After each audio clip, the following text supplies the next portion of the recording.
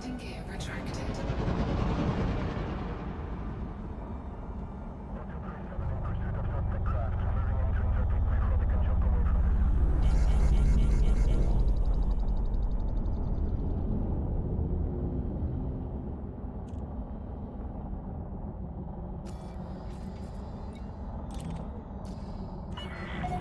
Access authorized. Cleared for landing on pad 2-3.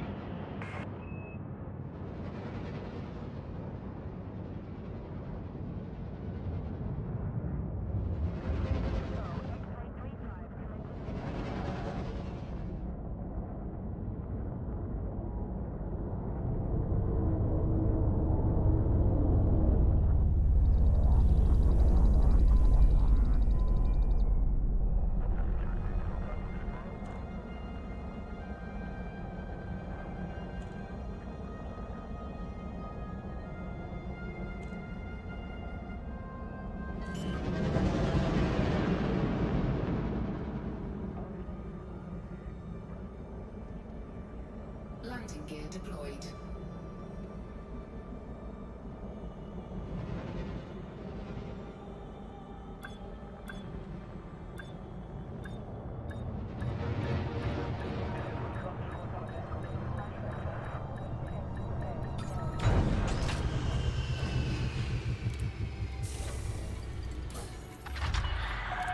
Confirmed contact. Performed landing check.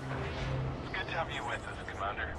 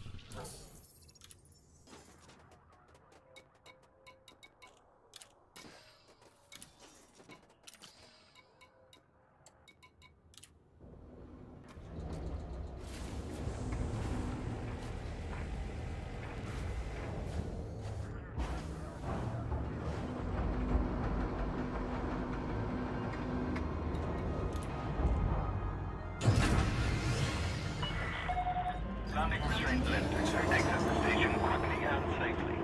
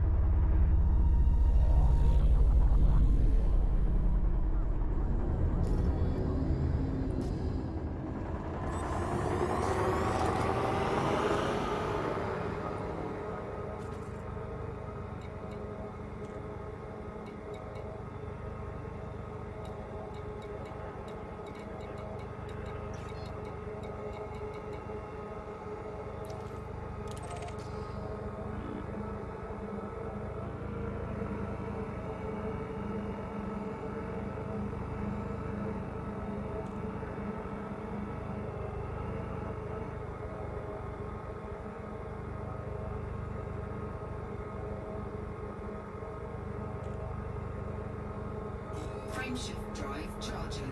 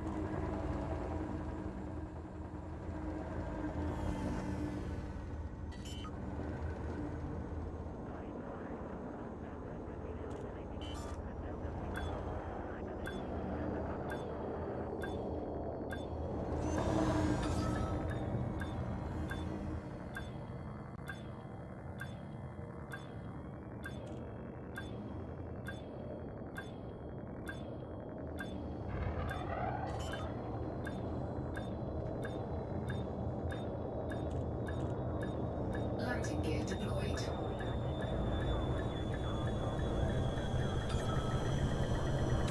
Docking successful. Engines disengaged.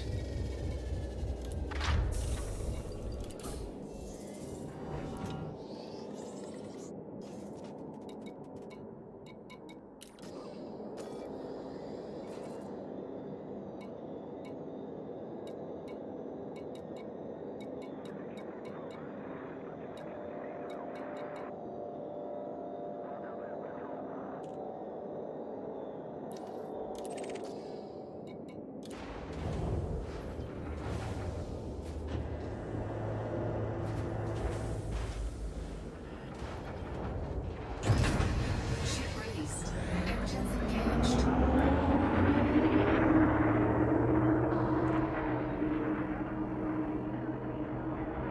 Landing gear retracted.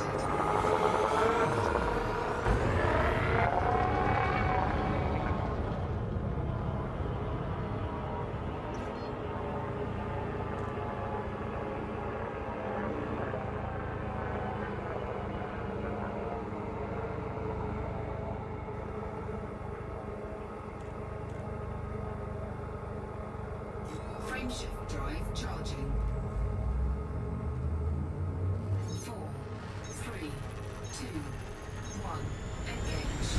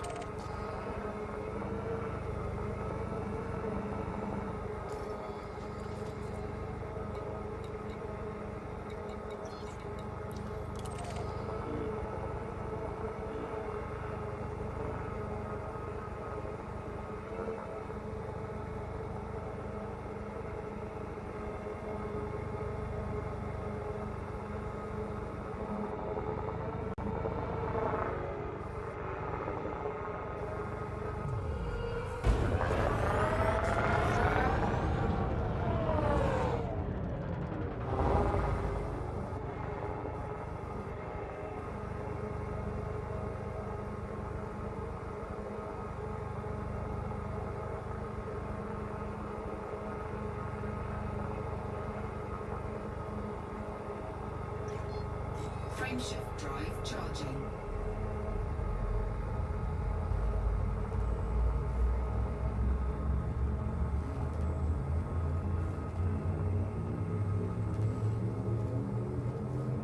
Four, three, two, one. Engage.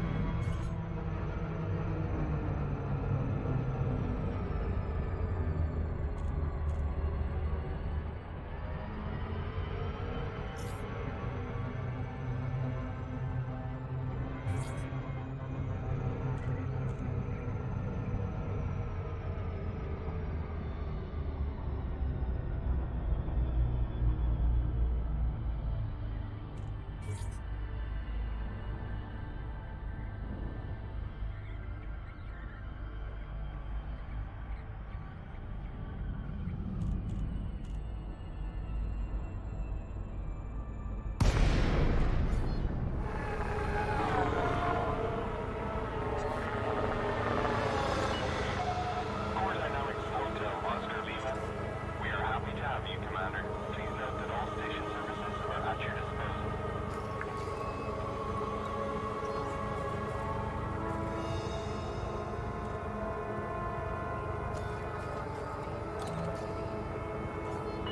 Scan Access detected. authorized. Please head directly for Bay 16.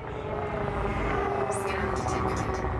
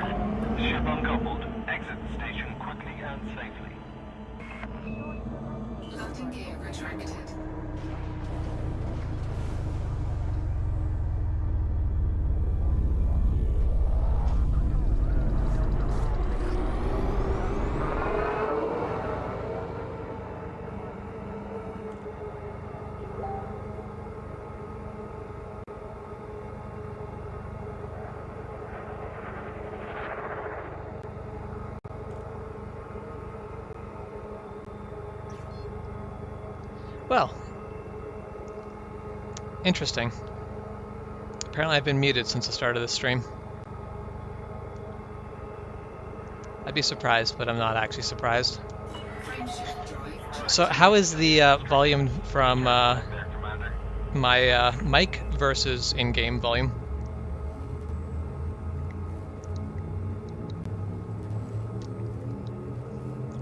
Four, three, two, one.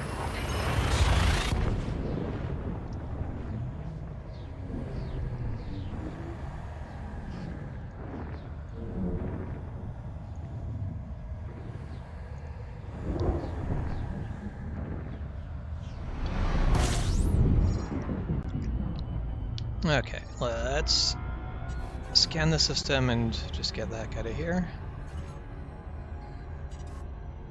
Okay, as soon as I get this jump underway, I will turn the game volume down a little bit more.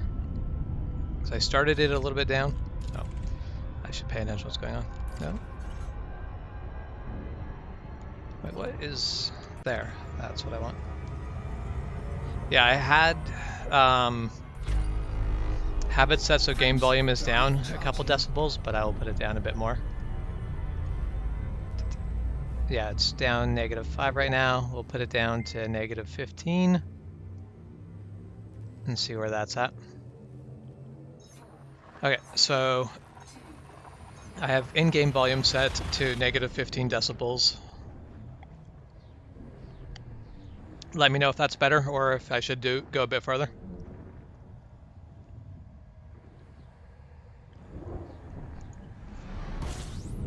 Okay. Alright, I've arrived at Altier. Where am I going? Let's go Grandin Gateway, see if they are selling the space truck I need. But yeah, so since everything I've been saying so far is muted, basically what I'm doing currently is I am searching for my Type 7 heavy hauler. And I'm trying to find a station that sells it.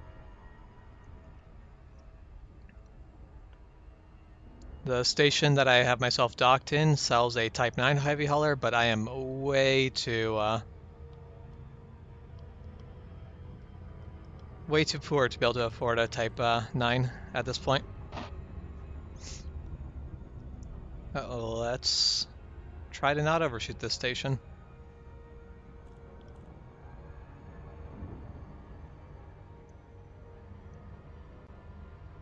I do find it amusing that you just play video games at like 0% volume.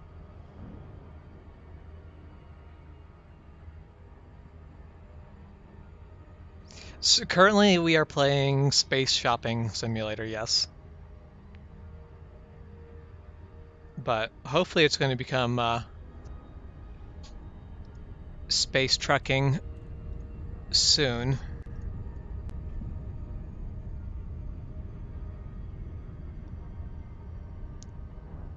I mean, this is a game that I actually like having the sound to. I like hearing things.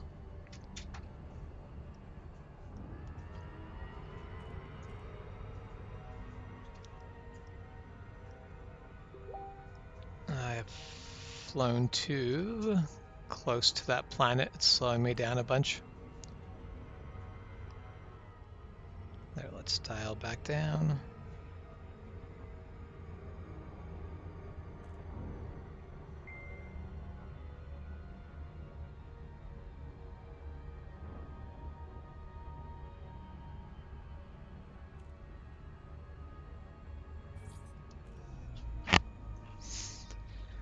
Okay. Let's see if I can make sense of this.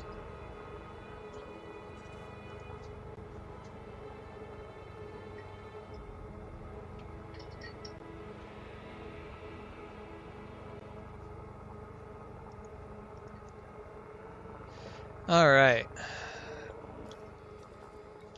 Request docking. Docking request granted. So that's up. Nope. Those are docks 4 and 5. There's dock 1 and 2. And I'm even approaching from the right side, which is weird. It doesn't normally happen over these.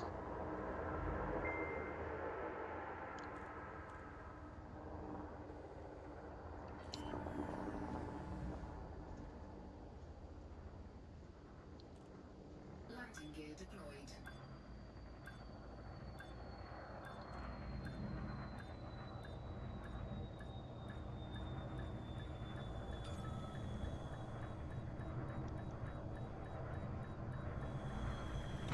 Docking successful. Engines disengaged. Magic School Bus video game. I was not aware a Magic School Bus video game existed. And I'm not sure if I want to know more at this time. I cannot buy any ships here at all. Cool. So the journey continues. Tereshkova dock. Let's try that.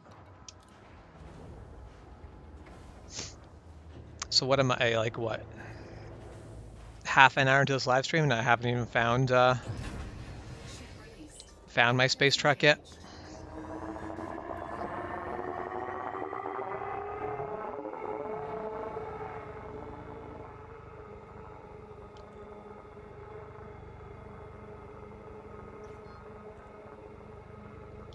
Frameshift drive charging. All right. 4. So yeah, one of the things I actually find very interesting is in this game, if you actually just look out at the stars around you, because of the fact that you can travel across the entire galaxy, all of these stars are actually, they're not just like a painted background. They are actually in the right spots for where you are. So every system you jump to, all those stars are going to shift slightly.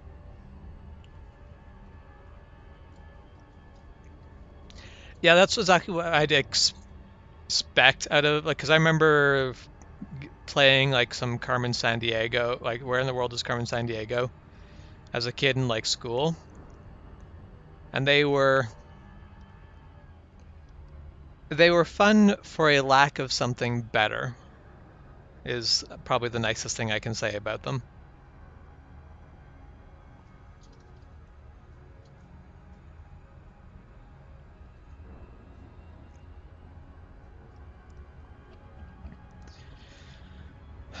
So the one thing that's going to suck when I do get my my heavy freighter is that it is going to be so much bigger than the thing I'm flying right now. It's going to be a lot more difficult to get into everything. Yeah, that is, so the universal physics are massively simplified because it doesn't need to actually simulate the world properly. For the most part, like, it doesn't need to simulate gravity between the Earth and the Moon. It just goes, this is where the Moon goes, this is where the Earth goes. But it is all there, they're all moving on the right tracks, and if you basically could fast forward time 10 years in this game, things should be still pretty close to the right positions. There was actually somebody who was complaining that if you looked from Earth at the stars, it was wrong, that the stars were out of place. And the game designers had to come to their own defense and basically go, yes, but if you actually look forward at the where stars are predicted to be in the year 3005, whatever the year this game is set in, they are all correct to that.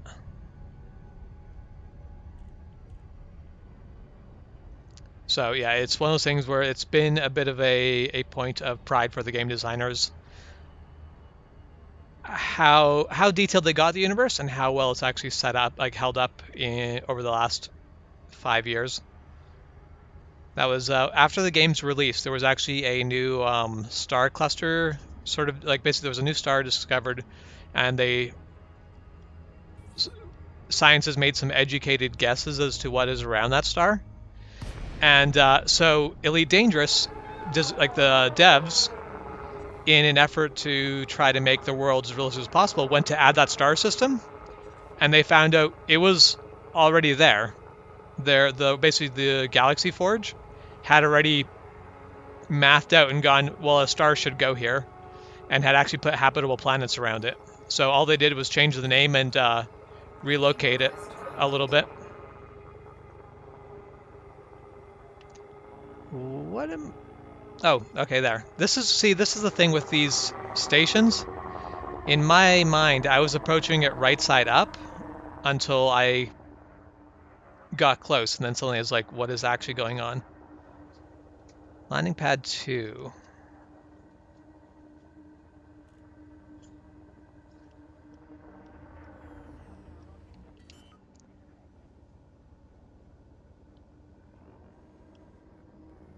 Landing gear deployed. Let's just sort of drunkenly weave my way down. This is fine.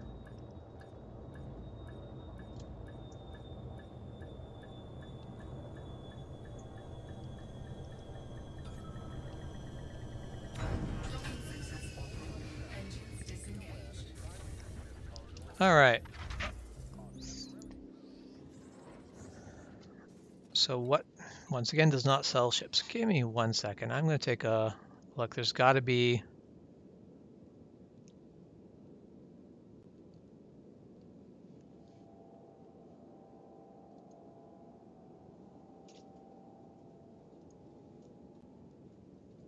I've got to be able to find it. There's got to be a ship, or basically a station nearby that sells the ship I want.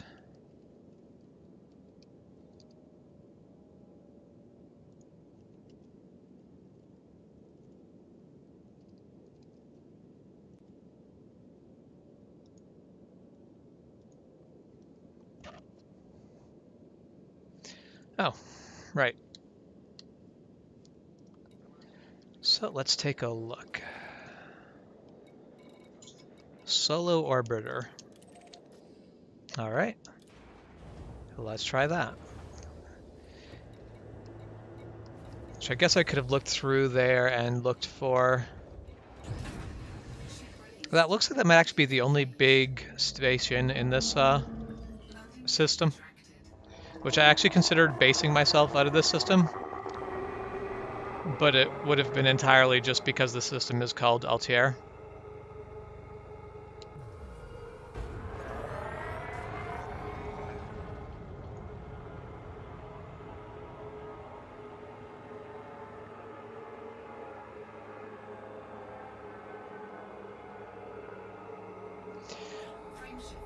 Yeah, so it's very interesting is playing this with other players, and it's interesting to watch each of us decide a different frame of reference as to what's up. We all decide something's up, but all of us decided something different is up than the other one did.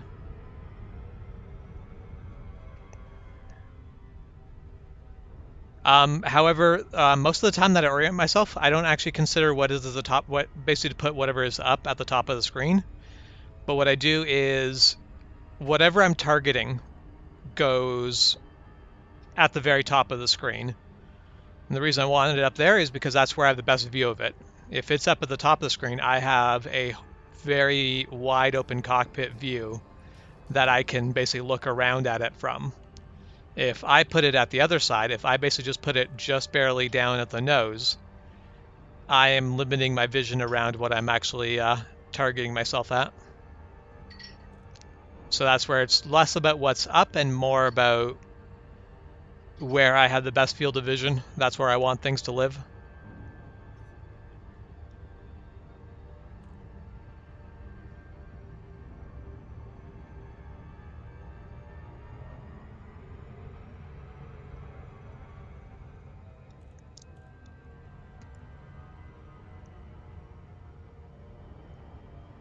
All right.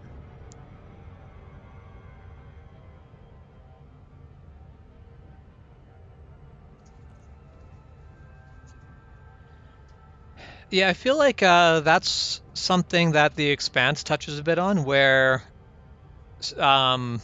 anyone born in a gravity well has this ingrained idea of up. But the like the people who like actually just grew up on spaceships, Up changes. Up is whatever they need it to be at that moment. Like even people who grew up on Ceres Station would have some ingrained idea of up, because even if it's much more mild, up always exists. But for people living in spaceships, up is a suggestion most of the time. That is one thing where I don't. So in the Expanse, the Rocinante has basically all of its systems are designed so that when it is in flight, up is along the axis of the ship, but when it lands, up is basically like perpendicular through the ship. And I don't think that is the way I would design it. I would rather just park it with the engines facing down. Even when it's in another ship, just have your engine bays go along the axis. That way you're always lined up.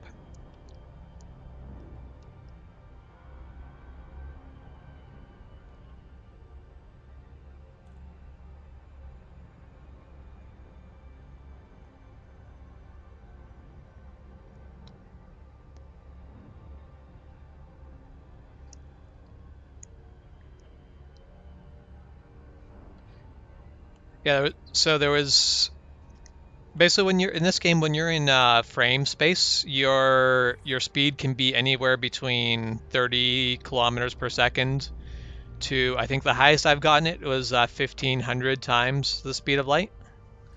But at that point I was trying to jump between two stars. But it's just kind of ridiculous how slow 30 kilometers per second feels when you're around nothing. And then if you blast past the station at 30 kilometers an hour, you don't have time to see the station. It's just like whoosh and gone.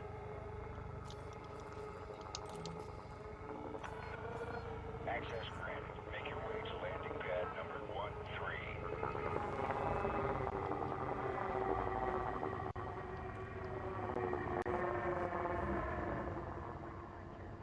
13. All right. Scan detected.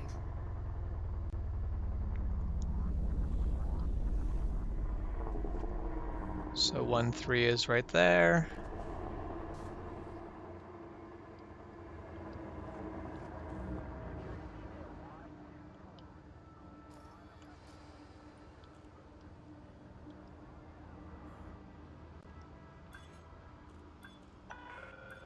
Caution, landing gear not engaged. Oh no. Mistakes have been made. Landing gear deployed. So unfortunately, the boost button and the button for landing gear both operate off the B button. This is one of the problems of controller life. It is recommended to change it, but I refuse to. I insist that I will just stop making the mistake, and so far that has not been true. Okay. Shipyard. 15 ships. So yeah, this is the Type 9 Heavy is what I really want to buy in the long run, but that is just over 75 million. Federal gunship I cannot buy. There, Type 7 Transport. Something that is more of a flying brick than my keelback flying brick that I already have. But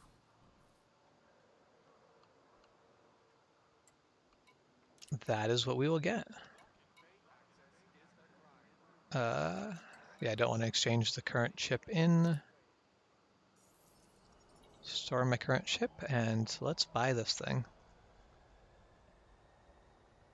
Yeah, essentially. So, I don't know what the starting cargo of this is going to be, but it should probably haul more cargo than what I last had. So let's take a look. Fire groups. I have 2 lasers. And that is it. Let's put the scanners all just to that.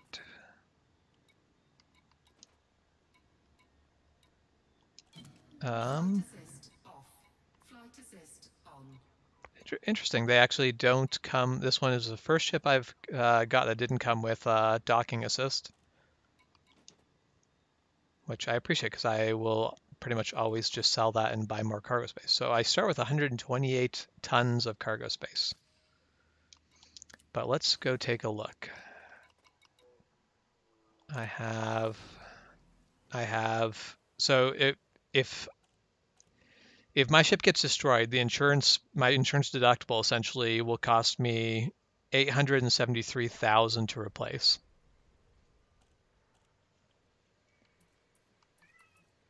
But let's see. And I've got 2 million to currently play with. If I spend more than 1 million,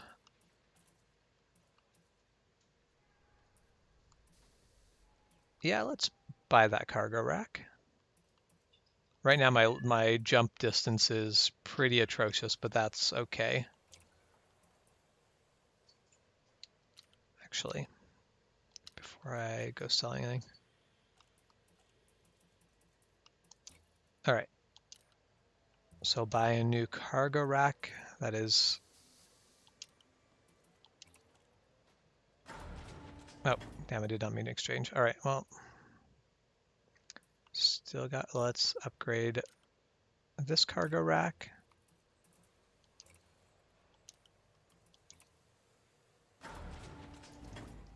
And upgrade this cargo rack. I'd love to know what the weight of, like the amount of ice that Canterbury is supposed to be hauling. Because that ship was big.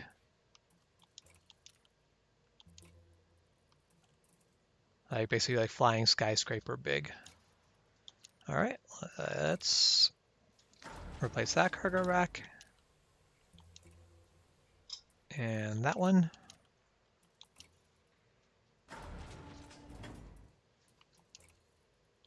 And we'll do this final one for now.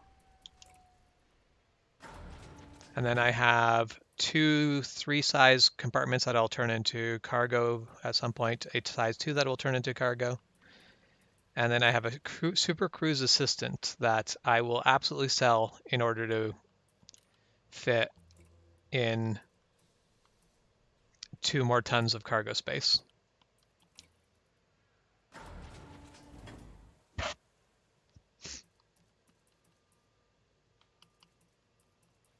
Actually, screw it. We're going to go all big, 100% cargo capacity right off the bat. It's only going to cost me like an extra 100,000 probably.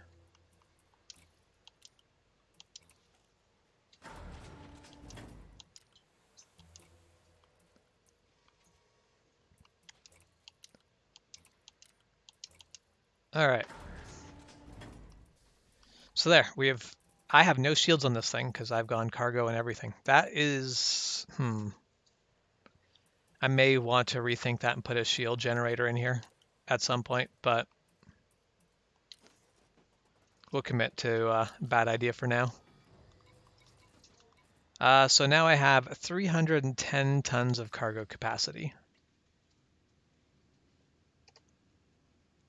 I mean, so a lot of people actually like doing space piracy. I'm more just space trucker. I know Mel has a friend who apparently plays this game and she does space piracy. But I'm just a simple space trucker. Having to fight other people for their cargo sounds a lot more difficult than I want it to be. All right.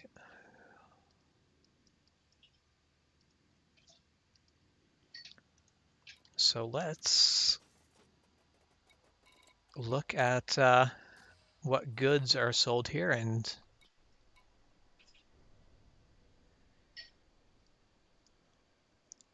where I can make my best money.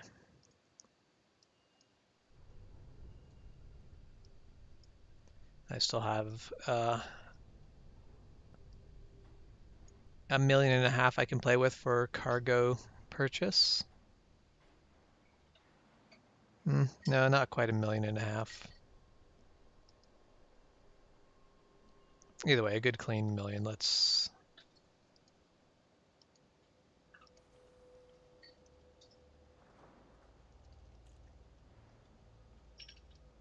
just take a look through the Orbiter Solo.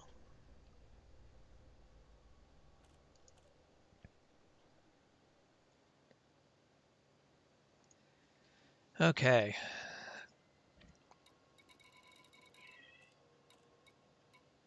Military grade fabrics.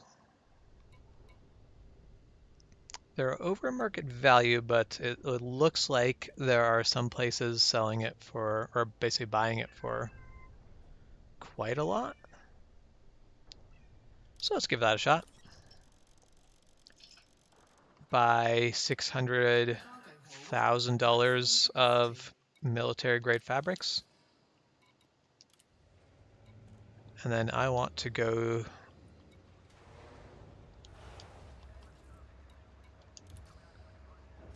let's plan a route.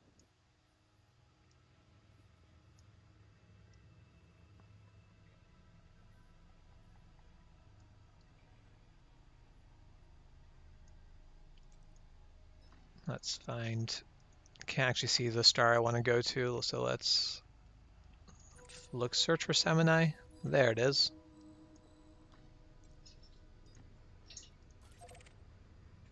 There. That is an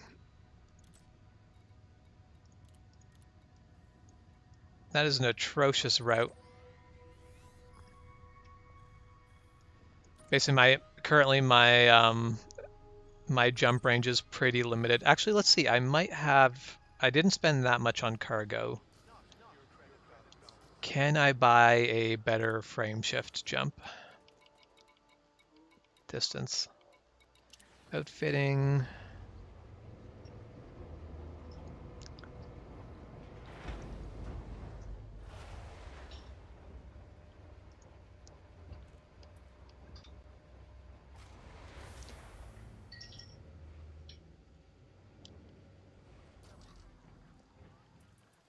Okay, core internals. Frame shift drive.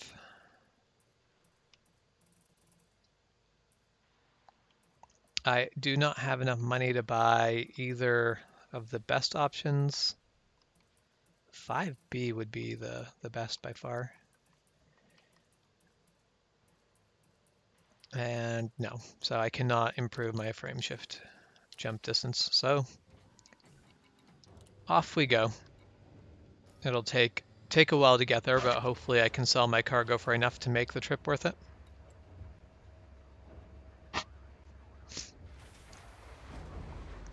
Which I guess, actually, I don't know. Because I know Jeff's already seen the map, but I think Rebecca has not. So this was right here. All these systems marked right here was the starting area that played around with, which honestly felt like it was the better part of the size of like most space video games. There was quite a few star systems with like dozens of things in each star system. Now the area I'm playing around in is this area, which is quite big. But the actual area that like things happen in, like basically what's considered the human bubble, is this. Almost all of human conflict in this game happens within this bubble right here, and this is just an enormous amount of space to be playing with. But if you actually compare it to the actual map of this game, it is basically a tiny little pin on everything else. And each and every one, like I think there's some areas that you can't go to, but each of these stars actually exists, and unless there is something preventing you from going to it, you can go to it. Actually, let's look in. Why are the stars not? Am I too low?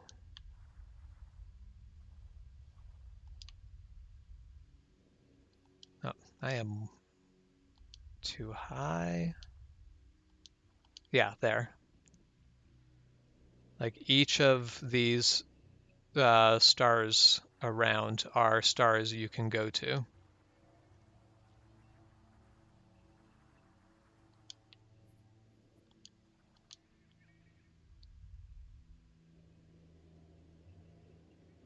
It is weird that they're not loading in. Normally, if you zoom in this close, it's just spammed with stars.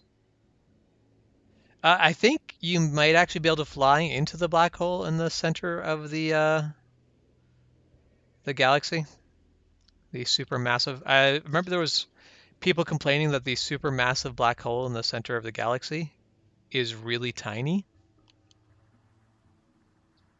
Yeah, it doesn't seem like they're actually physically loading up the stars on the map right now. Normally it does. But because I've actually found it, and it's just this tiny little black hole in the center of the galaxy, and a lot of people are complaining that it's too small, and it's like, but that's the thing with black holes. They're not big. They're super massive, not large.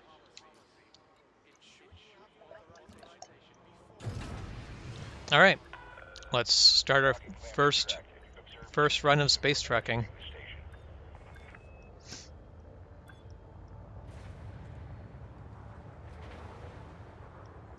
Landing gear retracted. Let's see. Definitely going to take me a little bit to figure out the size of this ship.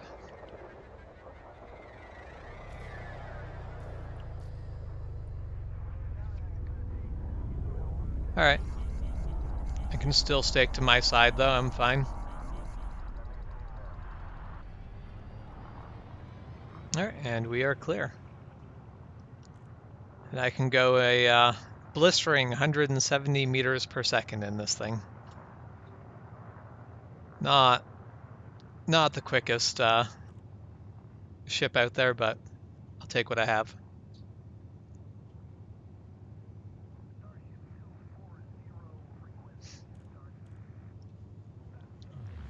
Let's boost.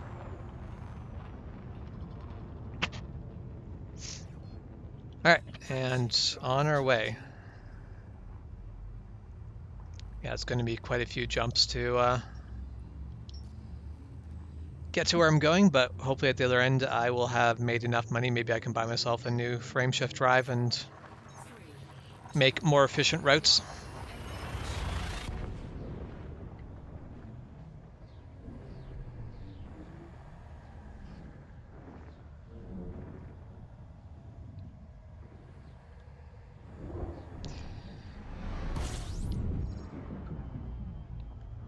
Let's go around the sun rather than through the sun. It's always a bad day.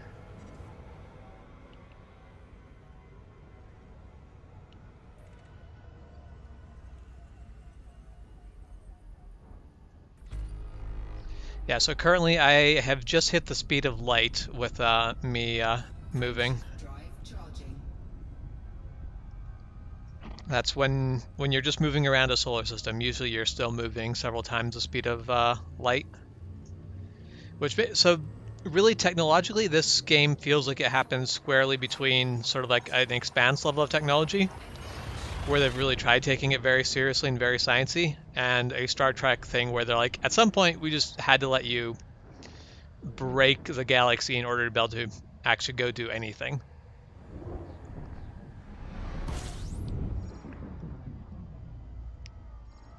Nice.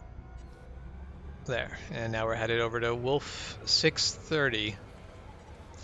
Which, so of the 400 billion star systems in this game, only about 200,000 of these stars actually are named in real life. So all of the stars named in real life are named in game of their real life counterparts. Oh, I am getting toasty here. Apparently that sun is still a little bit close to me. 4, 3, 2, 1. No.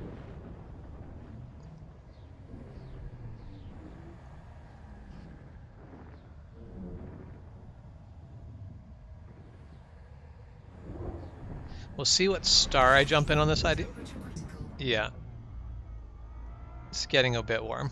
Luckily, this next jump is in a direction that I can get away from the sun before I jump. Cool down a little bit. As it turns out, suns are warm, and trying to break the laws of physics to jump to the next star is also warm.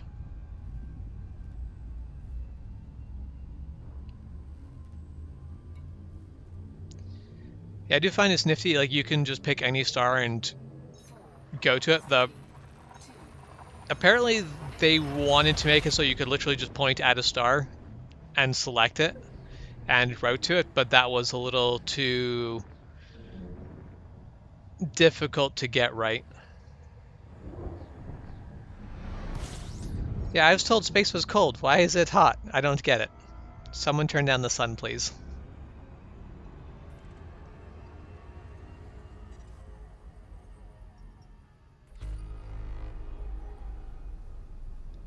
Frameshift drive charging. It's definitely the visibility in this up and like up is great. I can see down between my feet. Visibility to the side. Ship starts to get in the way real quick. I've basically just been plastered onto the front of a brick. So my little bubble gets good visibility, but there's no trying to look behind me at all. Which I feel like truckers can relate.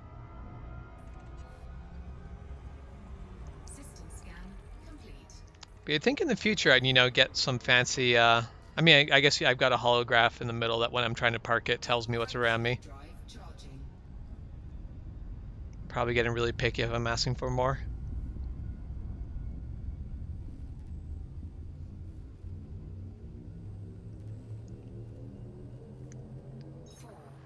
All right.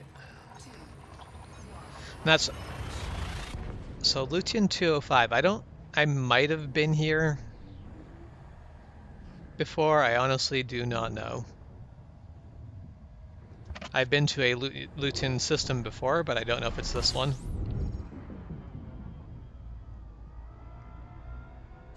It is very nice of them to always have you aimed at a star or aimed at the sun every time you hop into a new system. So yeah, I've probably been to this system before because I have been to Delta Pavonis before.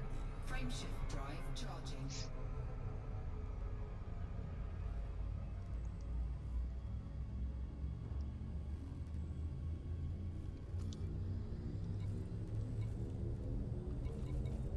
Four, three, two,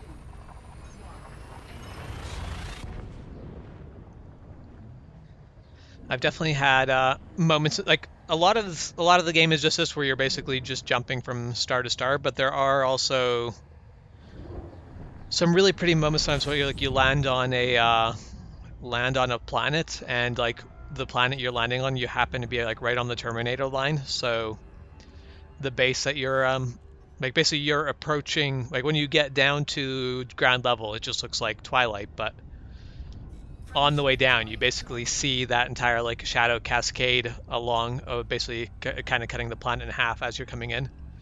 It's a really kind of cool thing that you don't see most places. Most games won't let you actually interact with it. Either it's just some ball there that has light cast on it, or you're down in the middle of it and don't get to see the Terminator line.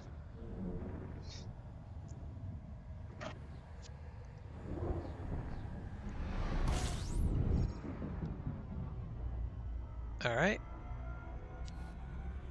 Stopover. Something tells me this is not a system that people go to spend time in. Frameshift drive charging.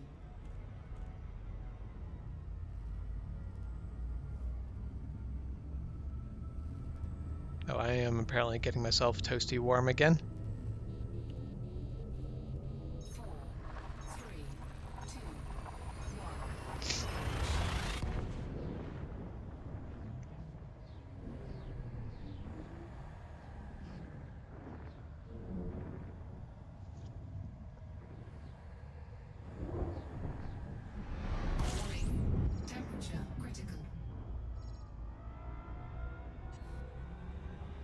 Okay, there. Last jump.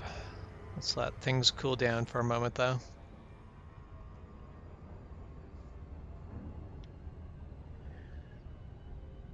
See if we can't, yeah, that's much better. Get away from the sun a bit. And let's jump. Charging.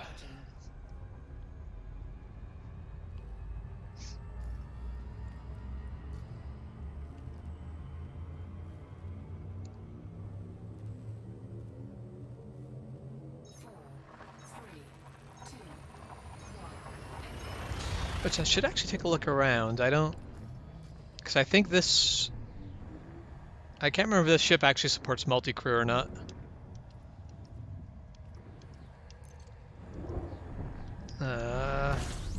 Guess... Alright.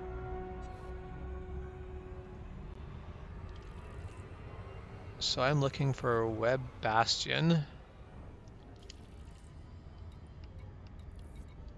Let's take a look at that nav beacon, and it will tell me where all the places in this system are. Which the downside of nav beacons is, if you're traveling, nav beacons are the place to go to see what is in an area. But nav beacons are the place that everyone, like basically everyone who's trading has to go. So it's a very good place for pirates to come and see who's coming in the system and see if they have anything worth stealing. Which luckily I've got a lot of cargo, so it's worth a lot in that way, but it's... Pirates don't want cargo that's a lot of, they want cargo where you can basically sell small amounts of it for a lot of money. So they want high value cargo. So I'm not hauling much of that way. Because that's where 300 tons is only worth, what is it, 600,000? So that's like, what I think it was 2 grand. 2 grand a ton. I think that math checks out.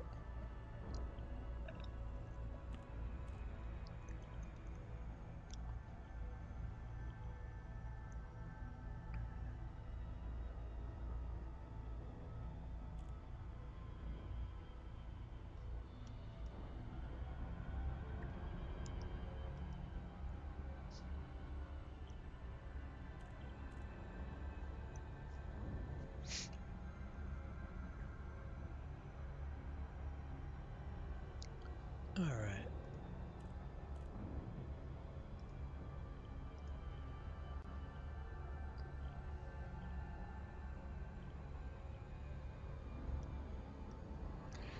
I feel like my math passes for trucker math. Okay, let's see. The actual beacon is there.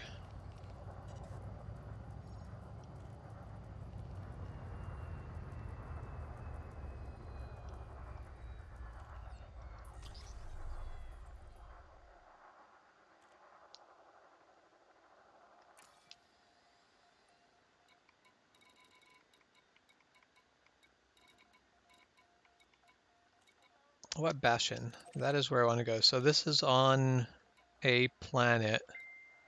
Or no, this is not on a planet. This is on a moon. So it is on the second moon of the second planet. All right.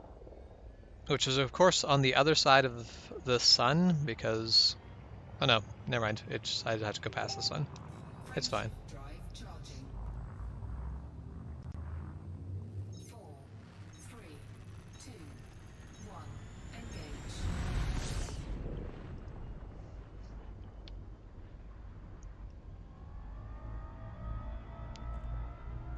All right.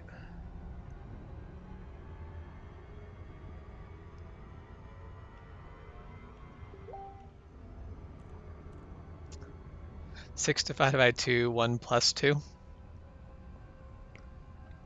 That sounds way too advanced to be trucker math. I cannot currently see what my ETA... Okay, ETA is still in minutes. We're good.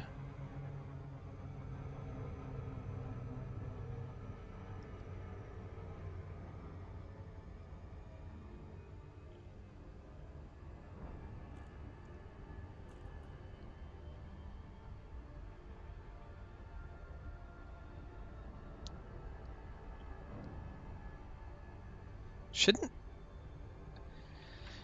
6 divided by 2 multiplied by, in brackets, 1 plus 2, shouldn't that be 1?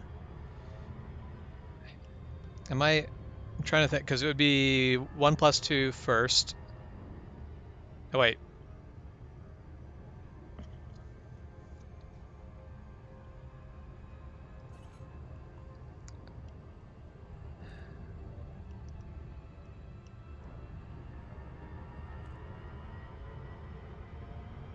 Yeah, you do division before multiplication.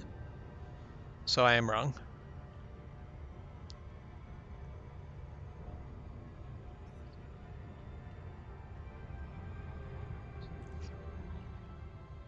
So yeah, it should be 3 times 3, so 9. So yeah, Jeff is right.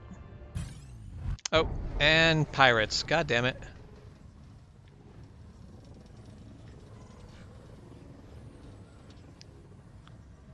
Say, well, this ship is not as good at escaping pirates, but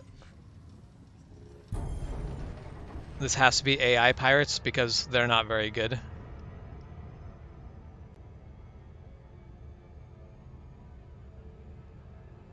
Say, terrible pirating attempt would rate 1 out of 5 stars.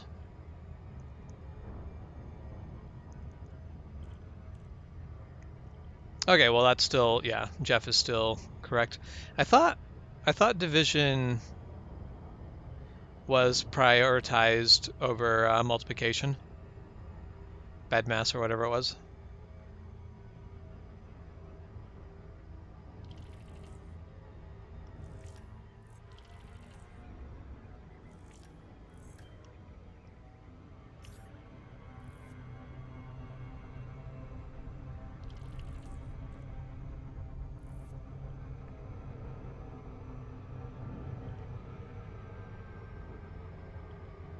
Say, no, I have no friends.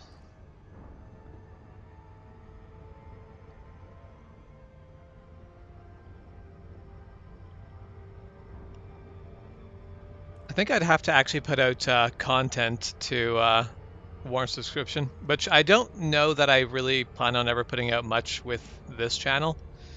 I do when I actually toss myself into the make a game project. I am going to try to, I'm basically going to have the Hollow Mind channel and always try to post with that one, which is, I'm working on the logo for that. Yeah, but if I tell people to like and subscribe, they might like and subscribe, and that sounds like a problem. So then there's like expectations or something.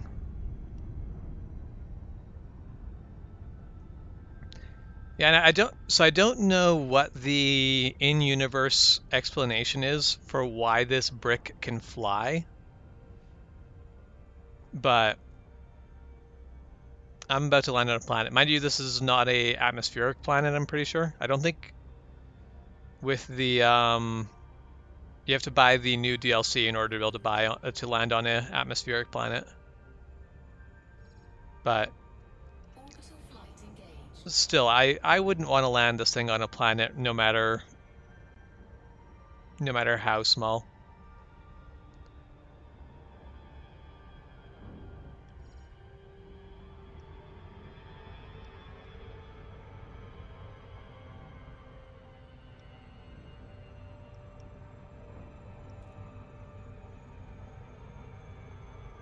Let's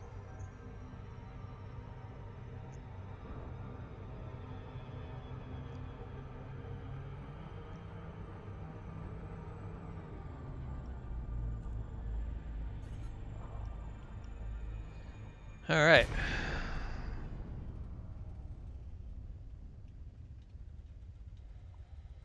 Now we basically kind of just drift in.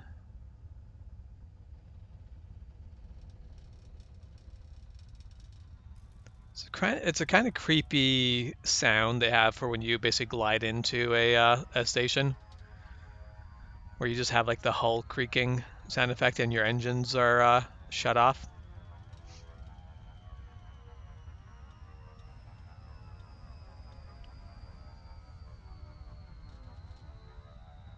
Actually, I need to really take a look at ship because I'm pretty sure this thing is supposed to be a multi-seater.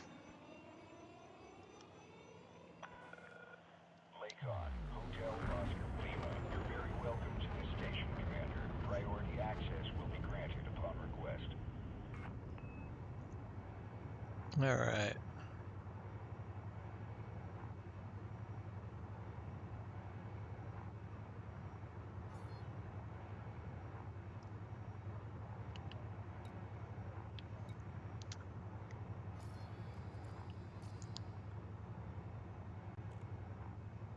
This is very much not. This is not a planet I would want to live on. Even when you are facing the sun, you get pretty crap light because this is we're basically in the horizon, or basically the sort of the Terminator here. The Terminator's just a bit off to our left. It's just not a very pleasant looking place. Authorization cleared. Proceed All right, to landing pad 09er. 09, which we are of course facing the wrong way for, because why would we not be?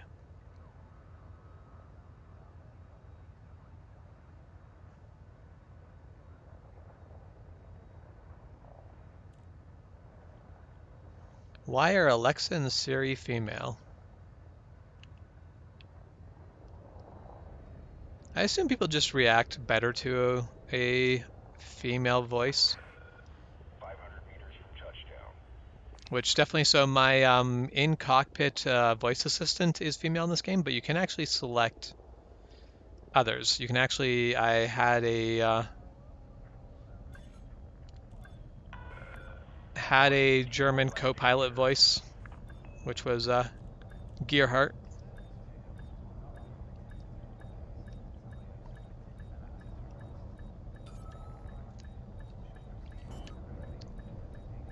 I mean, my voice cockpit assistant doesn't listen, so I guess they could get away with being male. Solid contact. You may disconnect. All right. Ready. Greetings, Commander.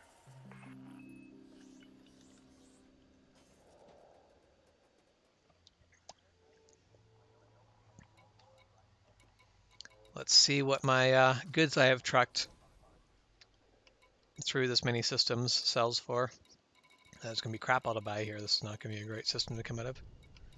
All right, 310 tons. All right, you know, I won't complain. I put 300,000 or 600,000 in, and am taking 3,650,000 out.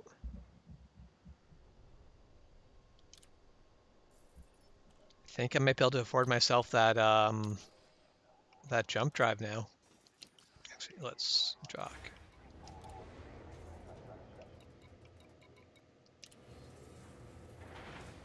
All right.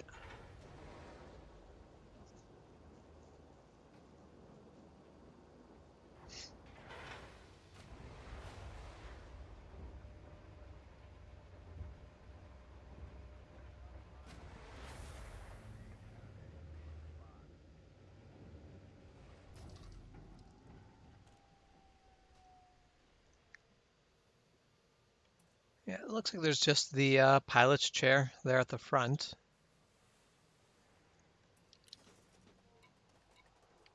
Yeah, let's take a look. But I thought this one was a multi-seater. It might not be.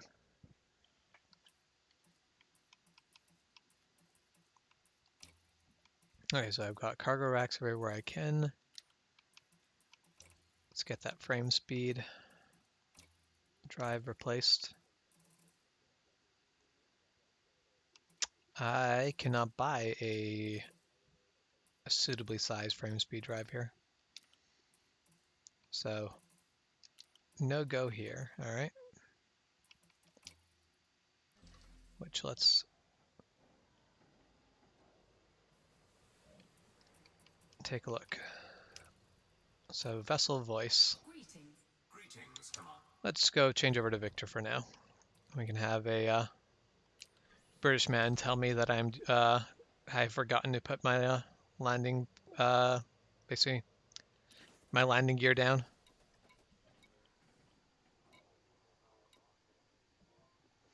I should, or at least be somewhat descriptive of what I'm doing. I should change the title of my live stream. I realized that after, which I could still do it.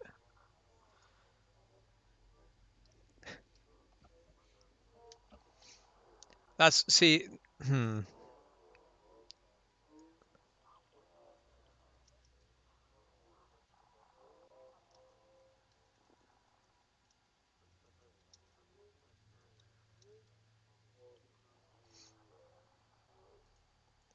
there. Is that better, Juan?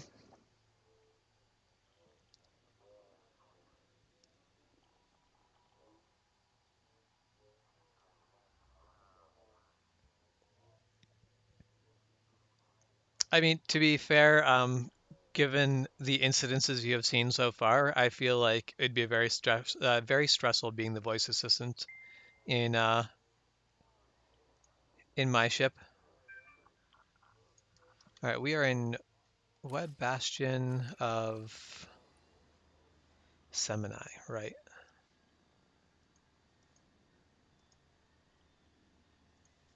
And how much cargo do I have, or how much money do I have to play with here? Enough. 4 million, that should be plenty to play with. I should make a good return.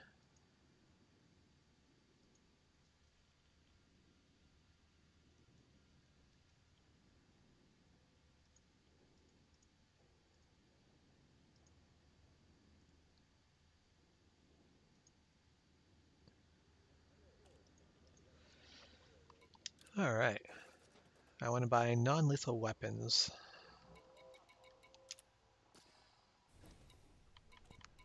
Which I cannot buy enough of.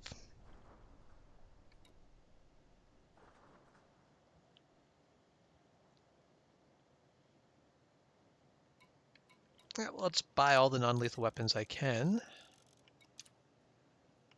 And we'll buy up the rest of the space in reactive armor. Cargo hold at maximum capacity. And we will go for a trip. Let's see how long it will take to get to LH 531. Now let's turn off power play. Let's just go back to realistic. LHS 531. Not far away, but this will be quite a few jumps.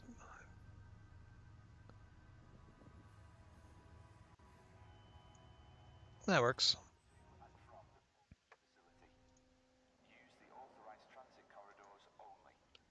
All right.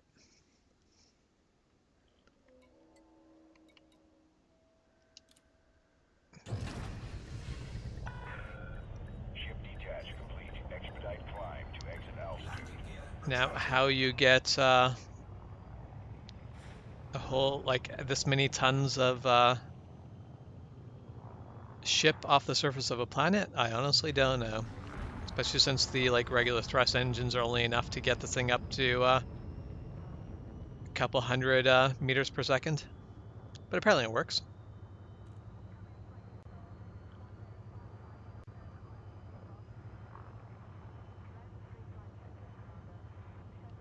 All right. Drive charging.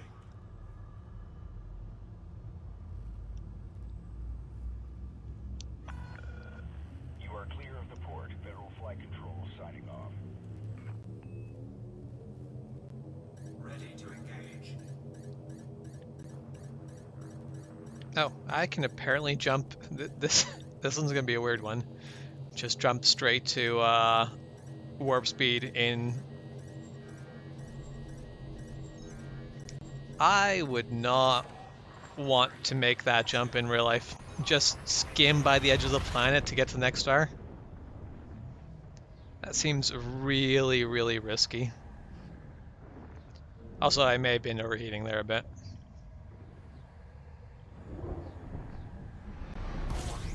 Taking heat damage. Let's just go that way. BRB in quotes. That is fair. Safety meetings are always of an unknown length of time.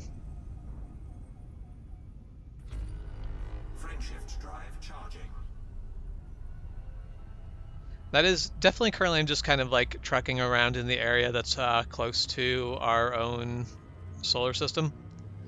But apparently, if you actually go like to the star systems that are inside a nebula, you get some really neat space to go through. So at some point I'll have to go explore, find the cool places.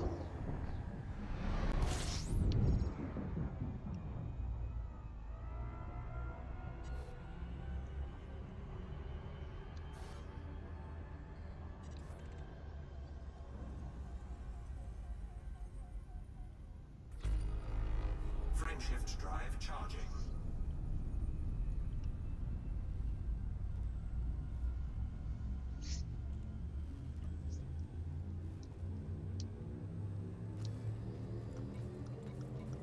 Four, three, two,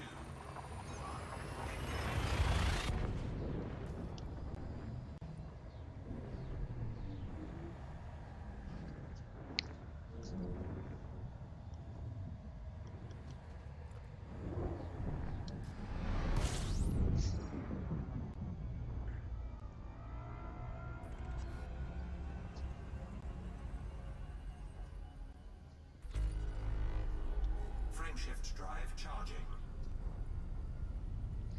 All right, and that's one thing. This game does take itself quite seriously on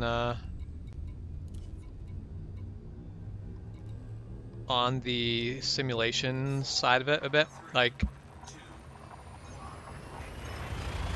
every system that I have on the ship has a priority as to when the computer is going to shut it down. Like I do not want frameshift to be on priority 3.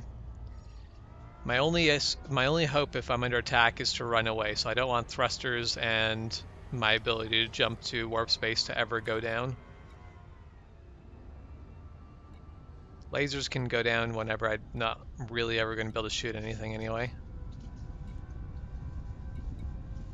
Honestly, I'd rather lose life support than thrusters. So we'll put life support as number 2.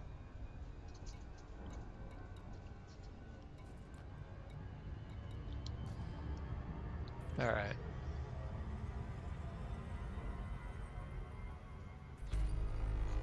Frameshift drive charging.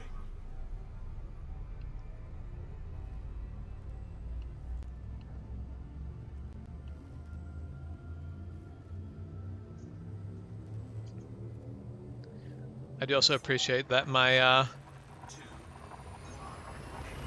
my combat rank in this game is mostly harmless and will probably realistically stay there for quite some time.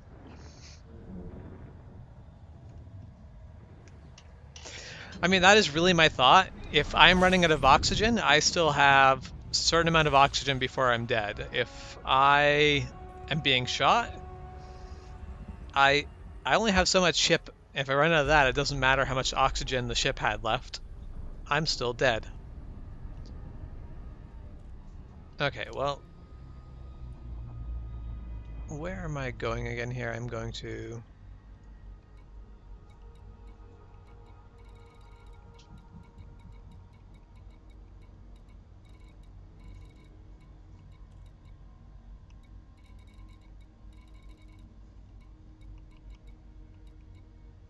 Let's go to the nav beacon and see if I can find out where I'm supposed to go. So I am in the right system now. Oh, hold on. Let's slow down.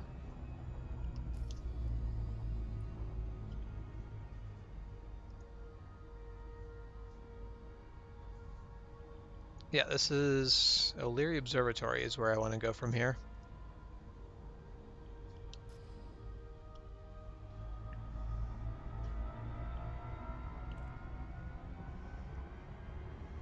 Closer to a sun than I ever really actually want to be. But my spaceship is not complaining of overheating, so I'm sure it's fine. There. Felt like I was going slow, but I was not going slow enough. Alright.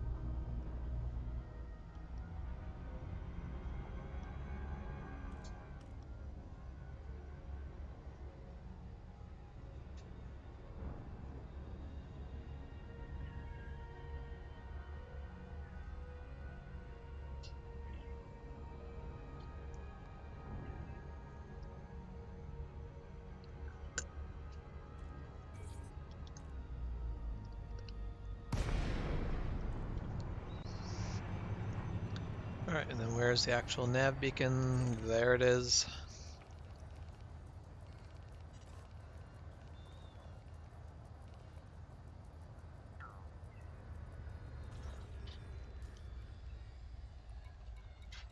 All right.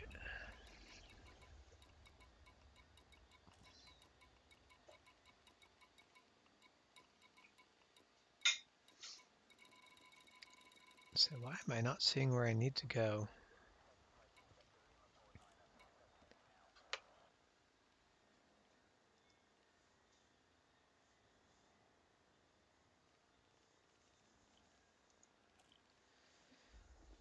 LHS 531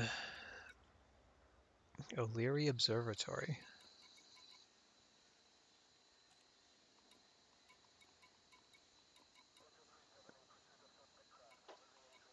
I feel like it's not really trekking if you don't run into the occasional instance of not being able to find your destination. Why does O'Leary Observatory not show up?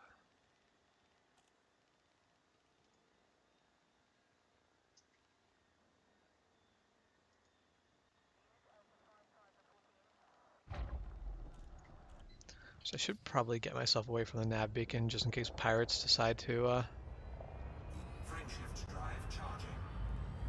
come by. 4, 3, 2, It's 1. not the nice part of town. Warning. Temperature critical. Oh, let's get away from the sun.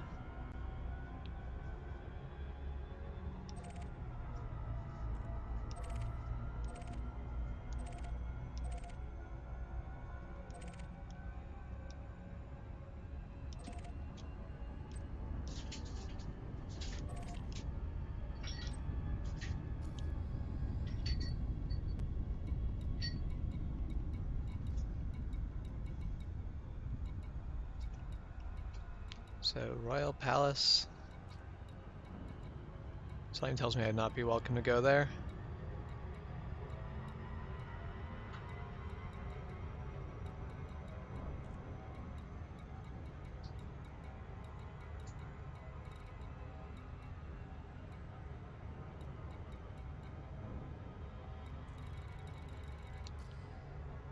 Well, let's see if I can take a look at the system map, make any sense of it there.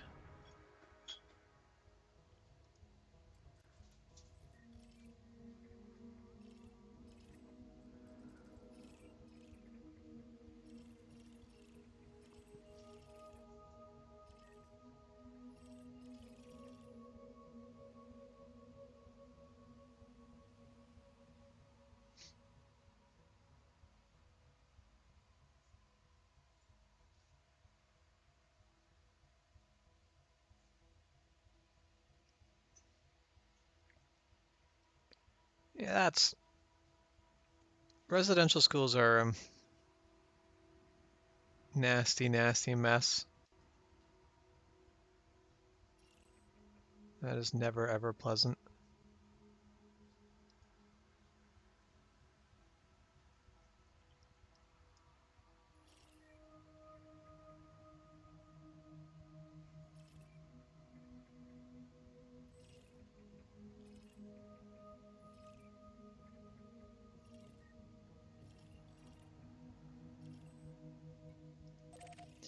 Well, that's about the right distance away. Let's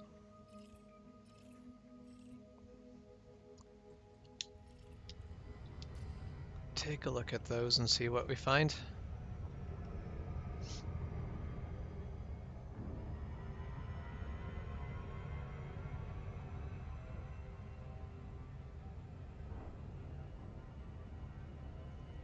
Oh, those are quite some distance away. 100 times the speed of light, and they're still an hour away.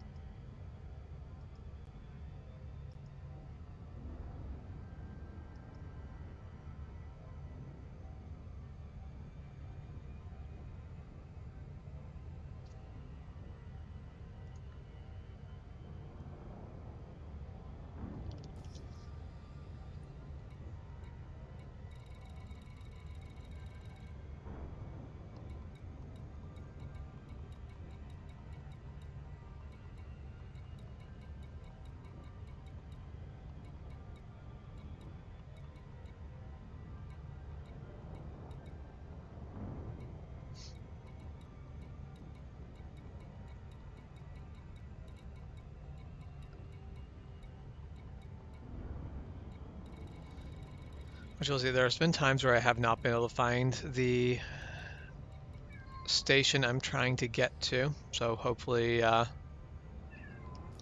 when we get out here we can find something.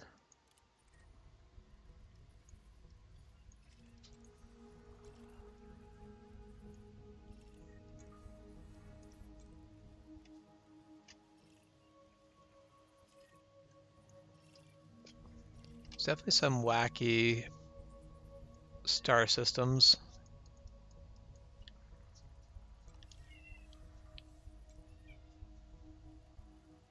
So we've got 2 stars in the center that are basically orbiting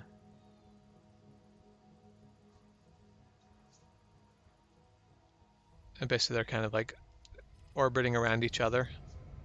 And then a planet with a bunch of moons, or I think there's a couple planets with a bunch of moons on the farther outer edge.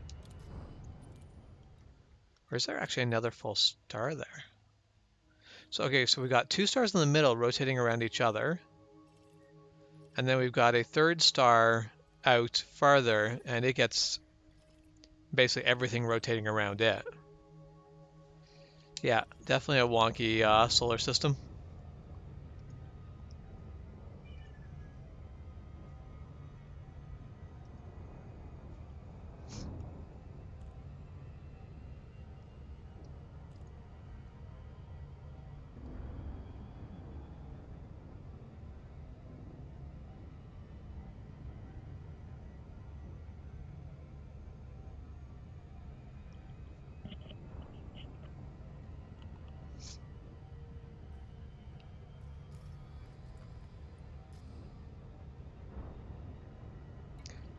Definitely comms has been very quiet. I don't know if I'm just in a really quiet part of the galaxy currently, or if just no players on right now this time, basically on a Thursday night.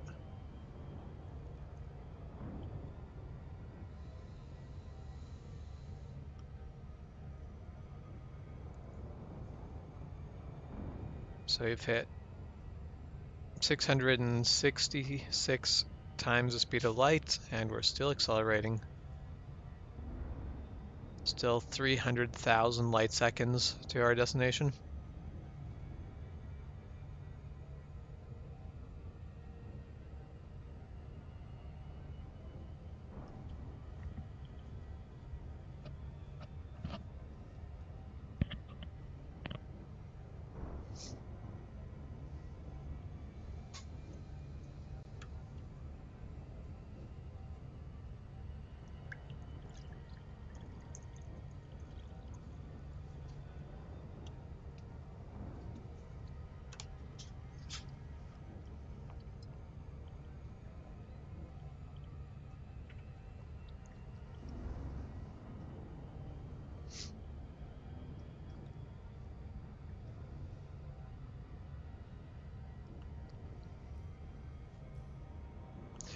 I figure this is probably more realistically what most of space trucking would be. Staring at the darkness and just waiting to arrive at the destination. Just get up, walk away, come back in an hour and see if anything's changed.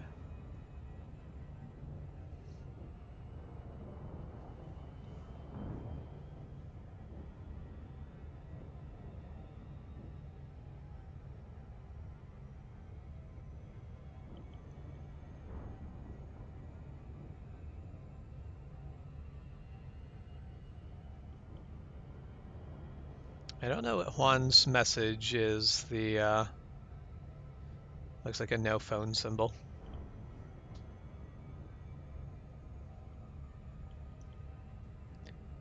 At least that's what I assume any relatively smartphone-shaped object. I guess basically a rectangle's got to be a phone because I can't think of what else it could be. All right, we've hit 863 times the speed of light.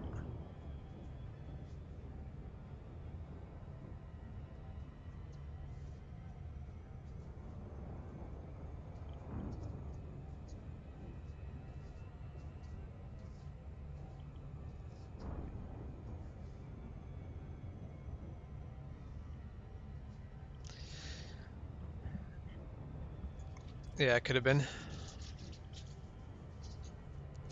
Yeah, I haven't listened to listened or read to the Inconvenient Indian, but that does seem like it'd be a good one. Okay, and we've hit our peak. We're now slowing down. We're has started the deacceleration to star number 3 on this solar system.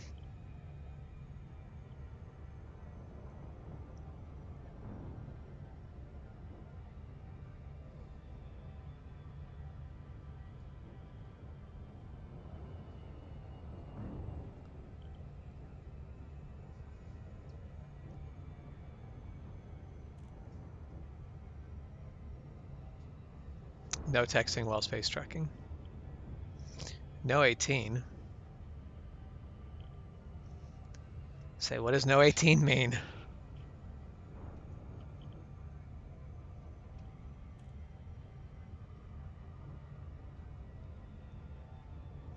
Say, is this the reverse of 18 only?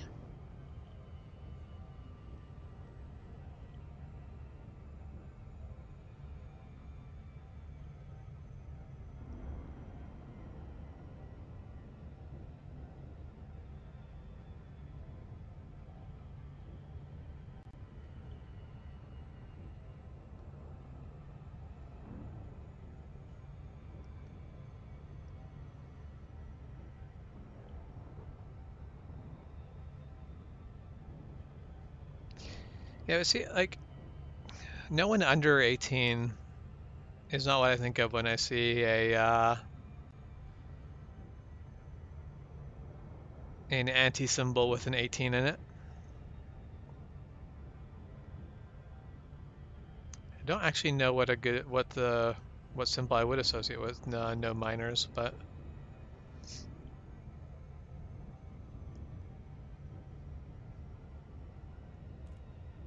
which apparently, as taken from someone who works in a mine, apparently the miners joke gets made all the time when you work in a mine. Not that anyone would be surprised, given the people who work in mines and honestly just any of those basically sort of tradesman type people.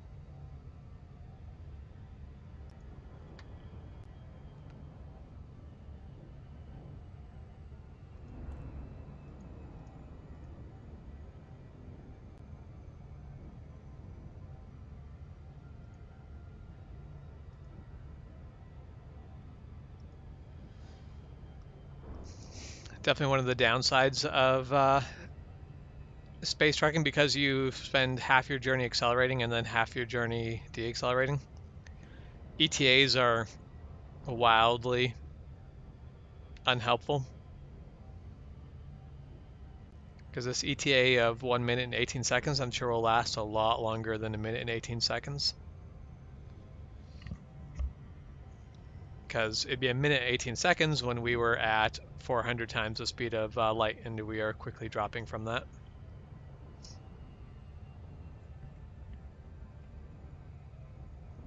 Yeah, I guess you really don't ever spend time commenting on a live stream. You're always the one actually doing the live stream. So where are you at right now? Because you obviously have either just have like a good data connection or have access to Wi-Fi. And Thursday night, I'm guessing you're not home yet.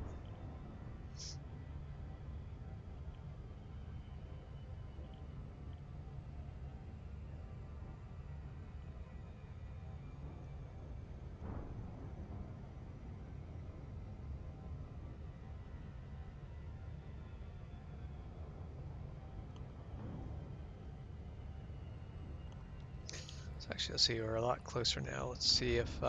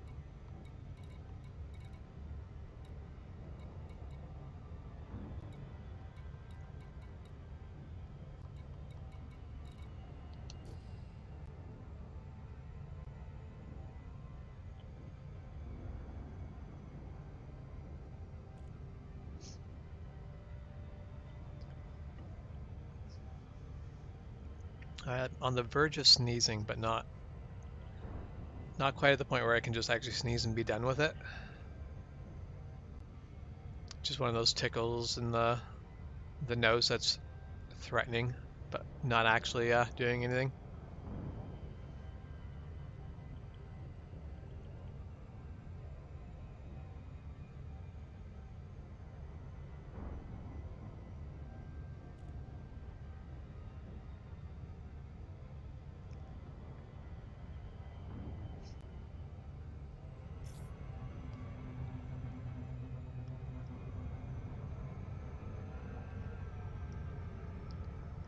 Of course, I've gotten too close to that planet, so we're scrubbing speed because of it.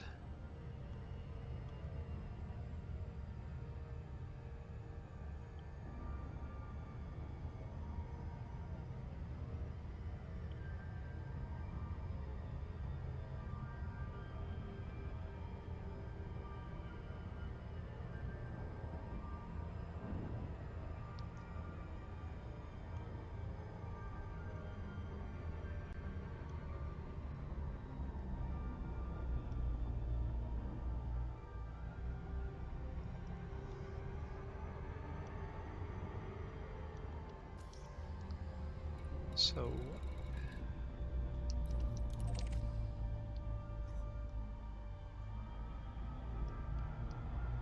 oh, looks like I'm about to have a pirate try to come after me. Yeah, that was him just zipping by. I am sure he's gonna... I might have lost him. They're usually in much smaller, more agile ships than a freighter, so... There he comes.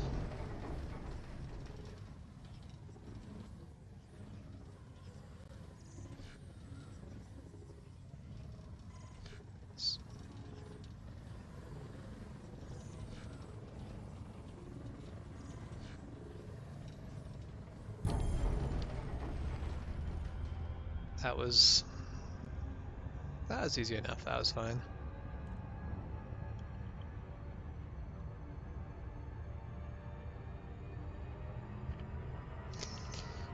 Say socks and pirate flag. I have no clue as to what that could mean for a location.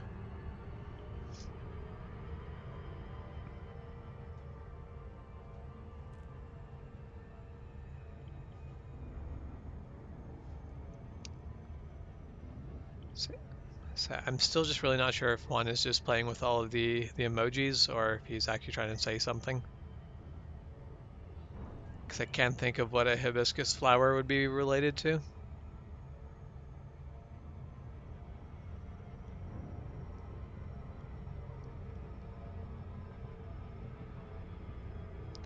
So what a tiny little, like, weak sun. Can't imagine living around a sun that's, I don't know, just so unsun-like.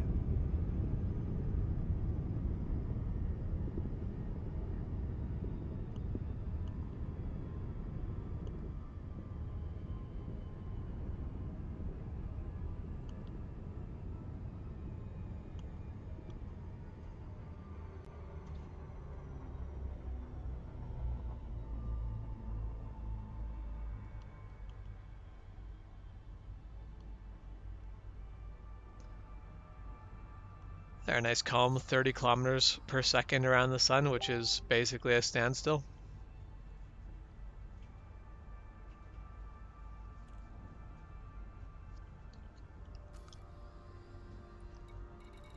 Okay. Now let's take a look through, see if I have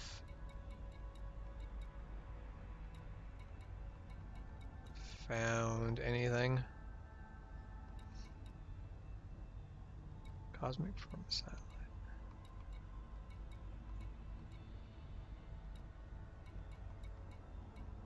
Now that all gets to...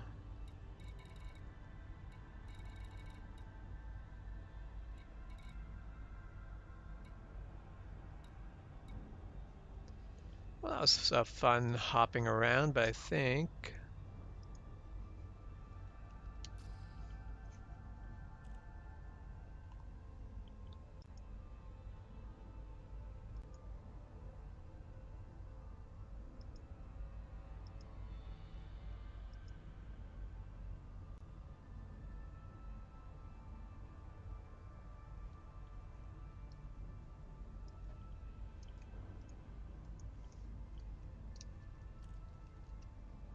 So I can just see if the internet can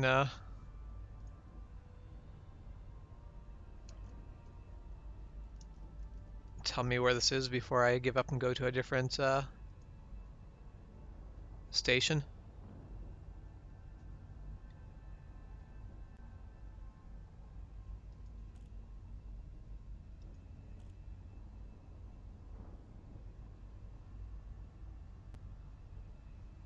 Doesn't look like it is. All right, well.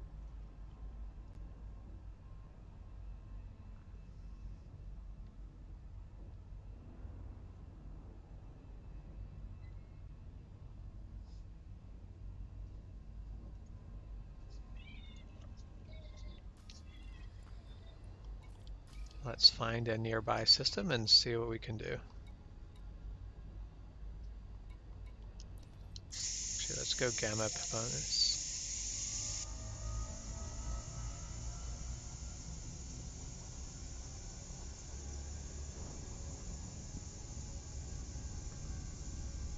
Frameshift drive charging.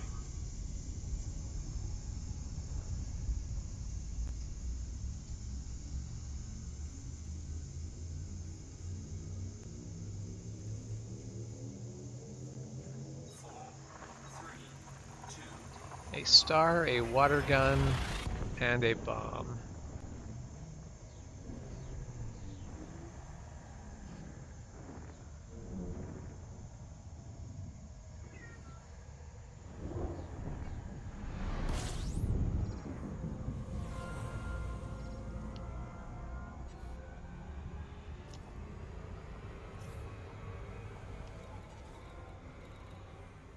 Oh, there's like nothing here.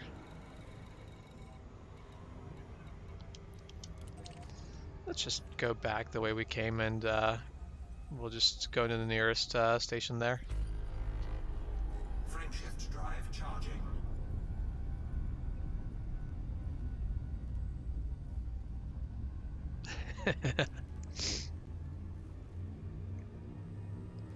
The downside of so many star systems. You can actually be relatively close to a very habited area and still find star systems that are essentially empty because there's just nothing worth somebody's time in it.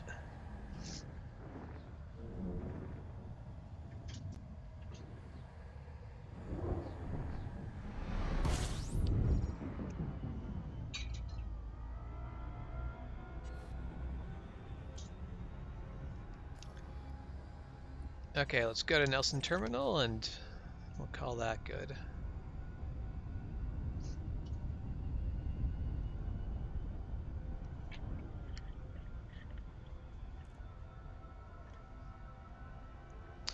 So one downside of my new mic is that the mute button is on the other side from the old microphone I had. I had that headset long enough that I really got used to where the mute button was.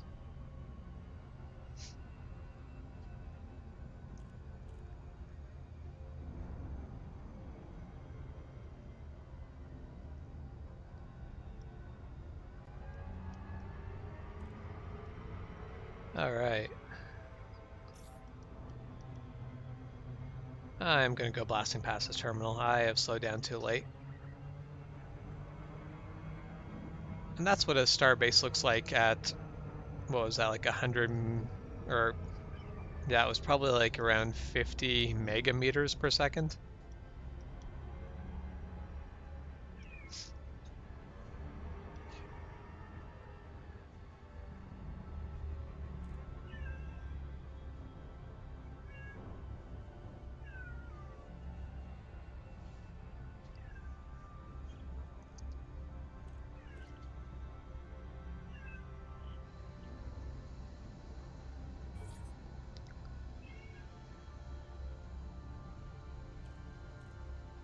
Yeah, let's just follow them in.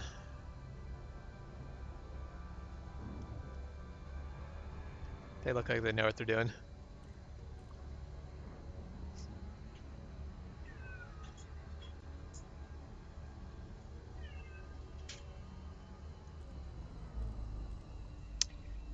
Pippin looked me in the eye and very politely requested to go outside, I think. Obviously, he is not going outside. It is late enough in the evening that we cannot rely on him coming back in voluntarily.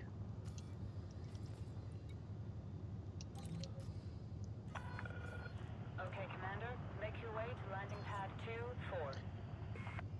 Yeah, so in this game, if you try to dock without requesting docking, you very quickly find out that stations have many, many guns and are not afraid to use them. I've never actually been shot for not requesting, but I have basically told them, had them tell me to back off and submit a request. But I have seen somebody basically blown apart because they went in and could not leave in time. Hull integrity compromised. Oh, I am Taking damage. trying to turn around inside the entrance there. I am much bigger than I expect to be. The access corridor is designated a no-stop zone. Blockages will be removed using lethal force. Attention, Commander. Landing gear not deployed. Nope, I've done it again. Silent running.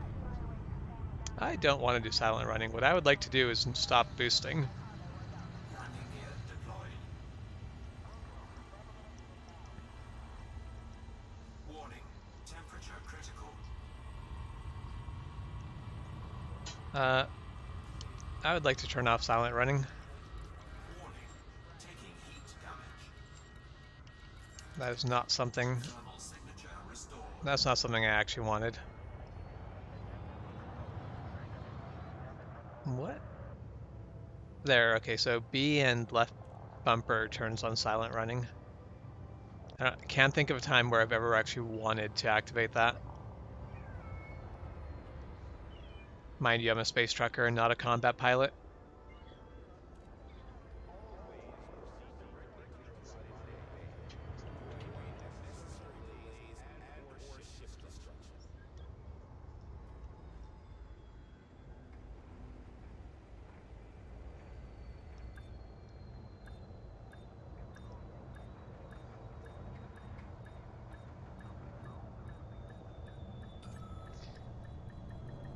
Okay, there. I've successfully landed without blowing myself up, which is pretty good considering I accidentally Disembark when ready. boosted inside a station with no shields.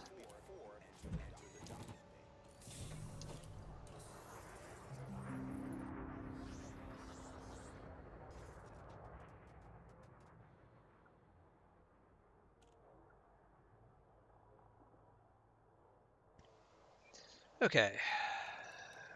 What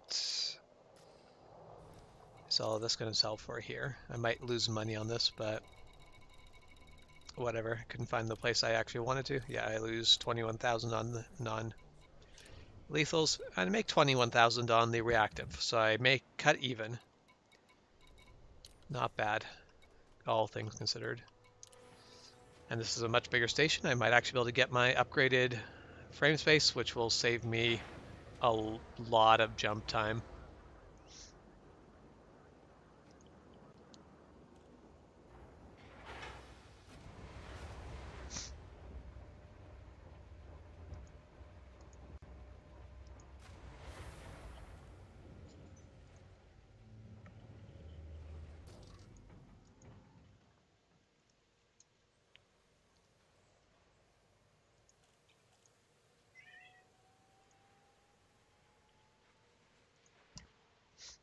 All right, core internals, frameshift drive.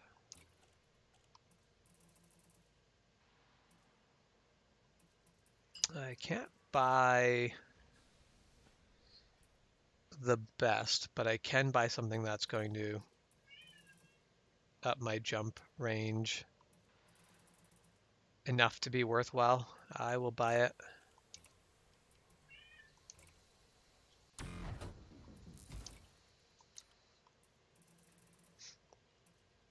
So that is the best I can get for now, so that is what I will take. We'll leave. I think we'll buy stuff first and then see how much money we have left for upgrades after.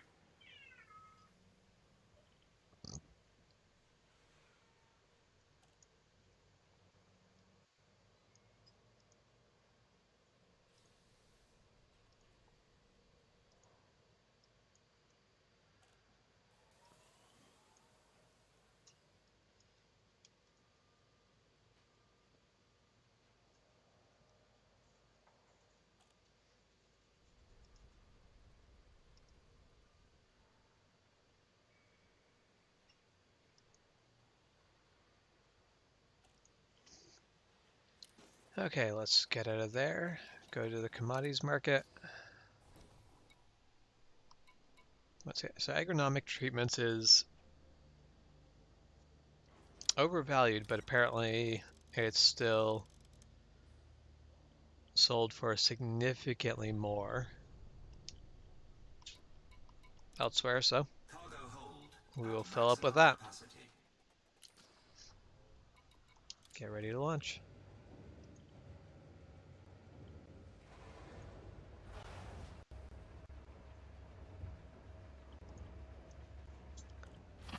So how are your pre-rolls treating you then? Are you surprised, and are you pleasantly surprised? All right.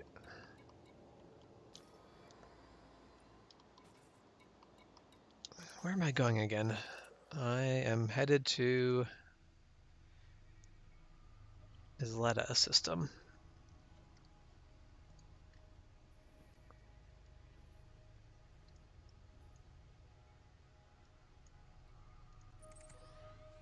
Nope.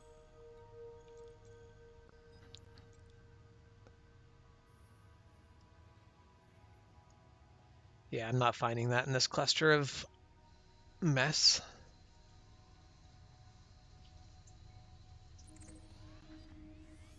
Oh yes, it was just only over there.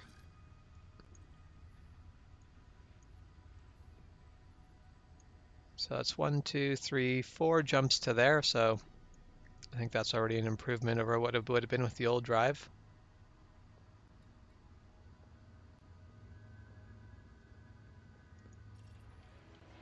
All right. Back off on our journey. Number disengaged. Observe station regulations on exit.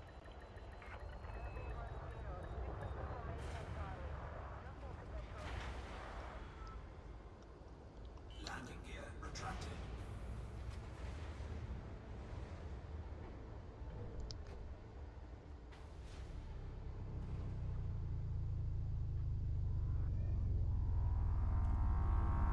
I was not sure if I would clear that wall.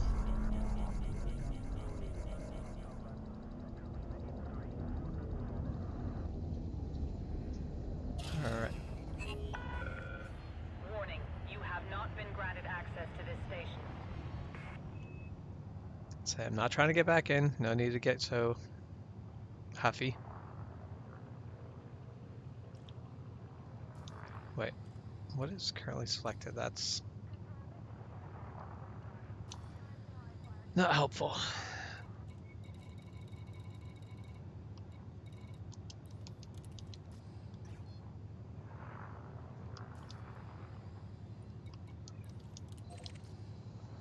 Okay, there we go. I don't remember if I actually scanned this place before. When I arrived. Oh, yeah, I'm pretty sure I did. Because I spent forever running around. Shift drive charging.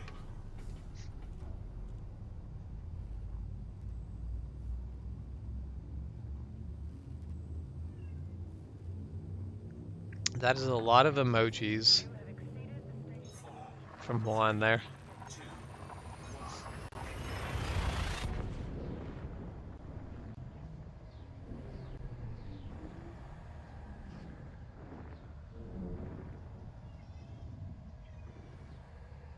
2, 1.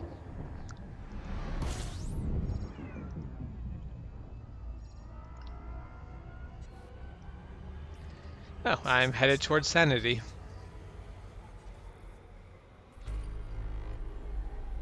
Frame shift drive charging. We'll see if it's misnamed or not.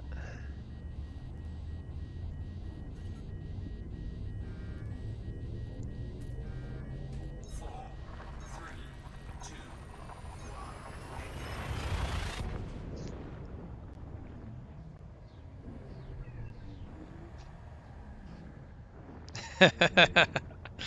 uh, Rickroll with emojis. taking heat damage.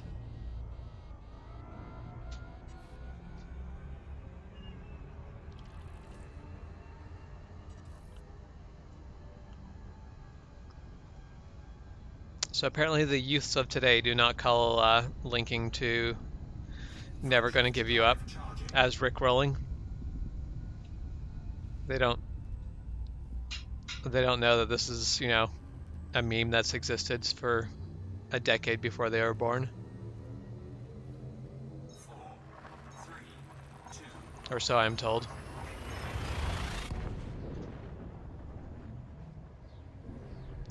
So I wouldn't know because I've been old and uncool for too many years now.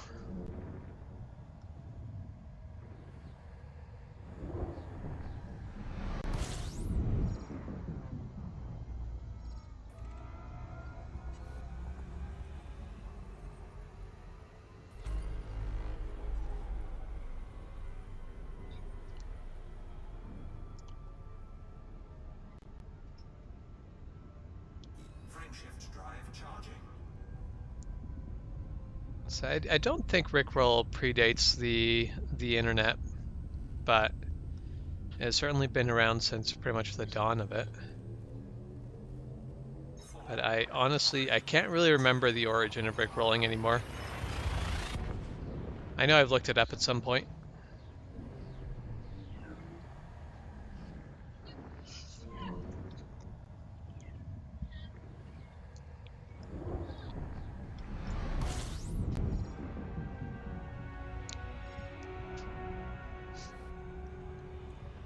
Oh yeah, where am I going in the system again?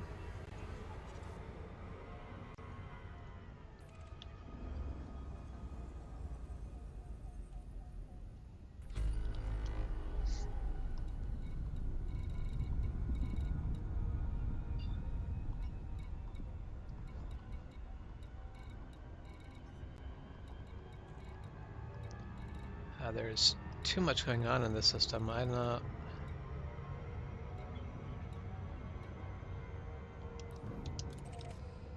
Let's hit up that nav beacon.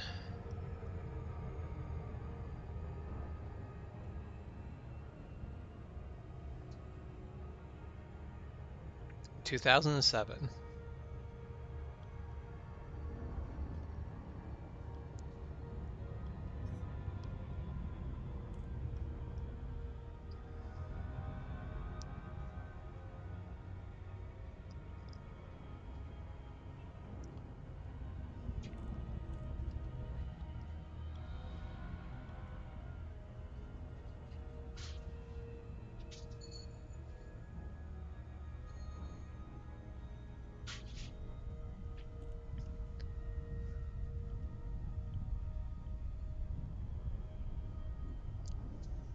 Yeah, rickrolling was not a big thing when I was in high school because I was at a high school before rickrolling happened.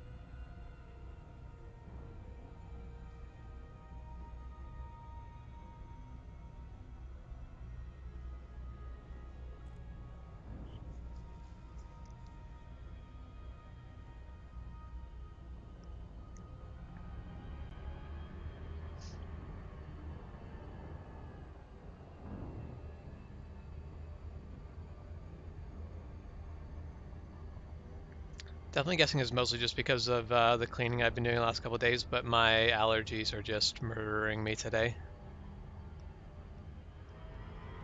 I would love to have the ability to breathe through my nose again. That or just being able to sneeze and clear my sinuses would also be great.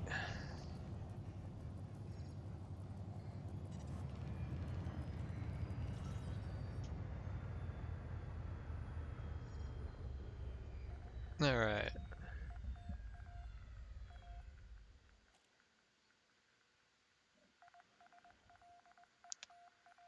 So I don't think I've turned off any components of sound. What are you not hearing, Jeff?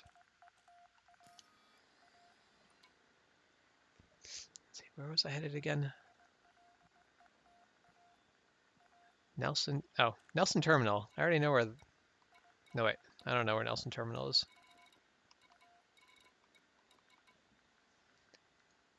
I think I'm in the right system.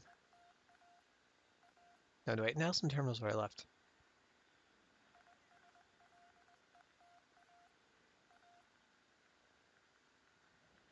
Right, I'm looking for Canada's F relay.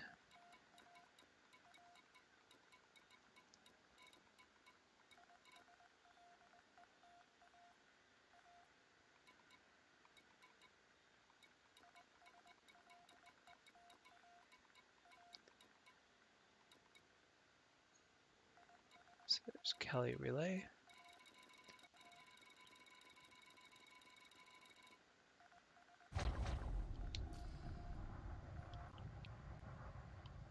Well, that was somebody coming through there really quick. Sure glad there's sound in space.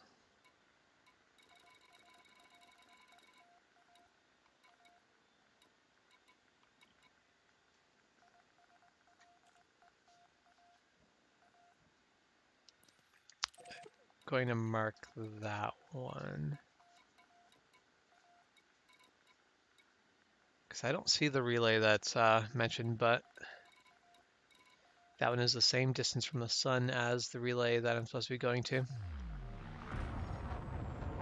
So we'll just go take a look there. Frameshift drive charging. Wait a minute, 171 lights. That's going to 4, take a moment to get there. 2, 1, engage.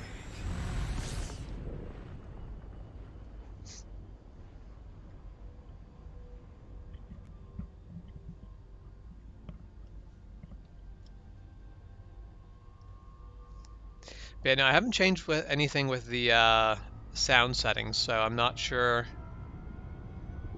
that anything has changed on my end. Your perception might be altered.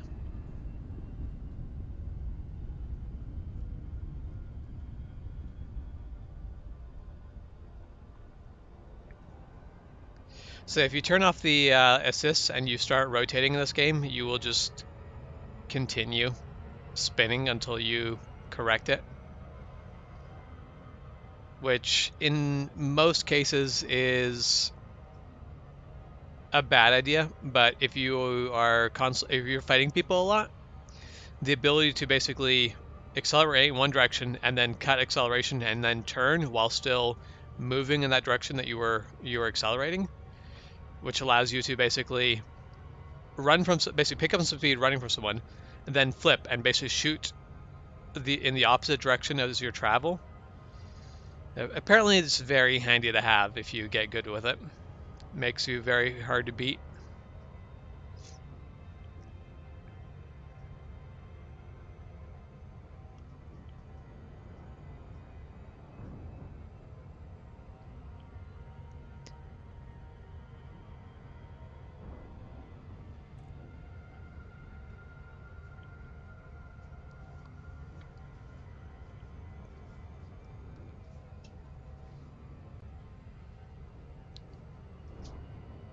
All right, so I guess we're landing on another moon.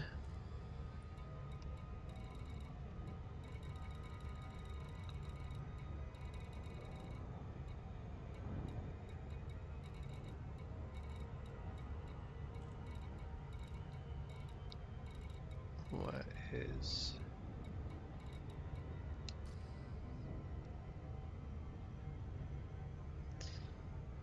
All right, we're just about 100 times the speed of light, and Kelly's relay is still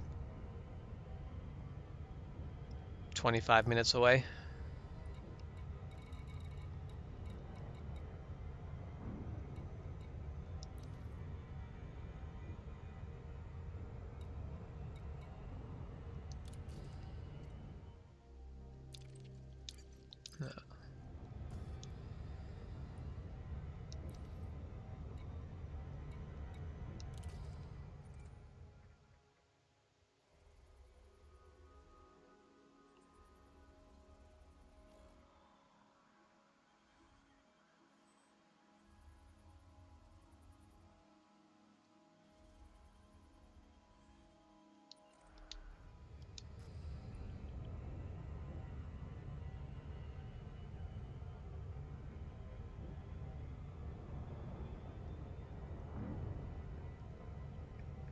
I think I've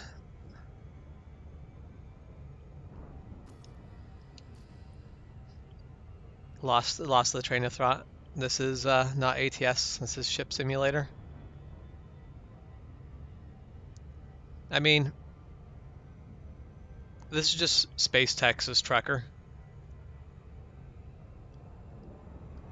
So I'm pretty sure if you ask Texans and you look at the galaxy map, they would just superimpose Texas over it in order to claim that Texas is bigger than the galaxy.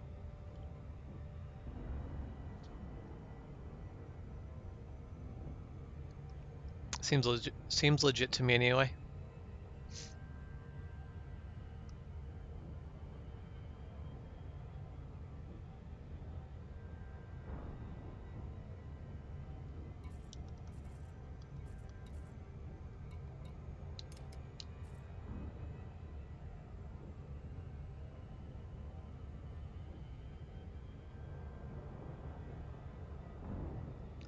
It has just been really quiet in game. I honestly don't think I've seen a human chatting tonight. Maybe it's a Steam sale. Everyone's buying something new. Which you guys should all take a look through what's on sale and see if there's anything in there that you guys want to buy. Because I've got a couple that I think I'm going to pick. It's funny enough, the two things I think I'm going to pick up are both only 20% off, but anything else that's on the list that people want to get, I'll probably pick up as well. So your emojis are just getting more obscure and less... Like now it's just like abstract emojis.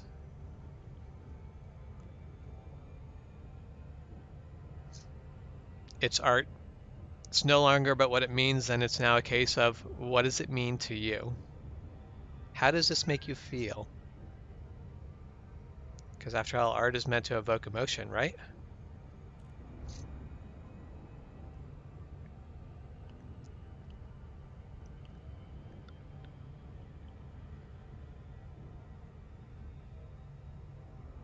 I do not see you giving me the finger now. It's like a... basically a block-like shape that is Basically looks like a Tetris piece, and then a bracket, 2 diamonds, and a curve with a line through it.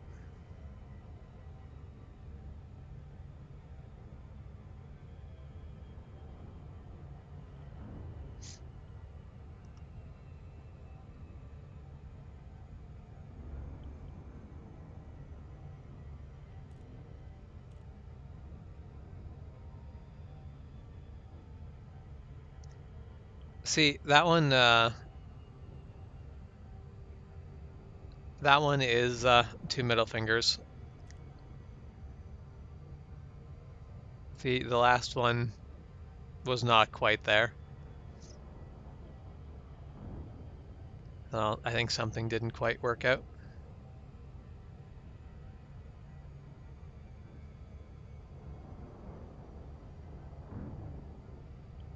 I guess, I don't know. Yeah, it's maybe just too abstract for me.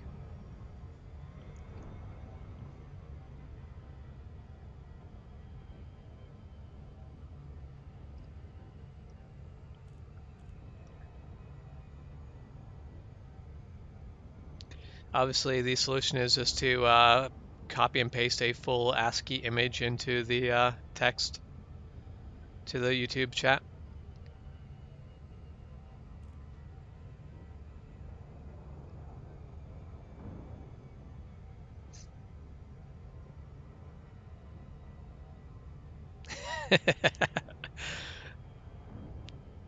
A scarred man standing next to an important building. I like that interpretation. That's the one I'm going with.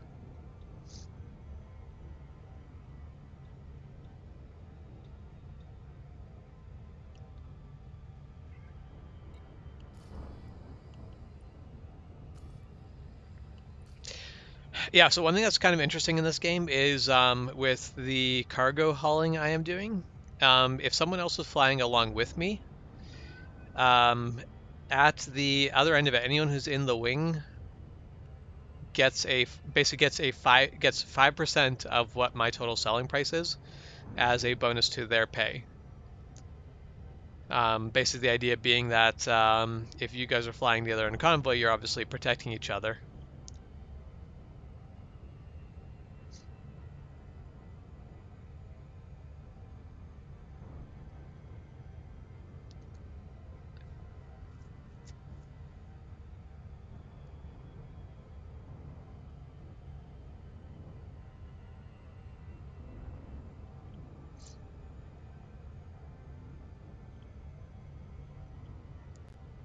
But that's definitely with like I know when me and Josh were running the other day, basically we were making enough money that every drop we were doing, we were earning each other between like 25, 50,000 extra on top of what we were making ourselves. It was pretty nice. It's definitely one of those cases of if you just hop into the wild world in the starter ship, you could basically be upgrading stuff pretty quickly, just following somebody who's doing convoy missions.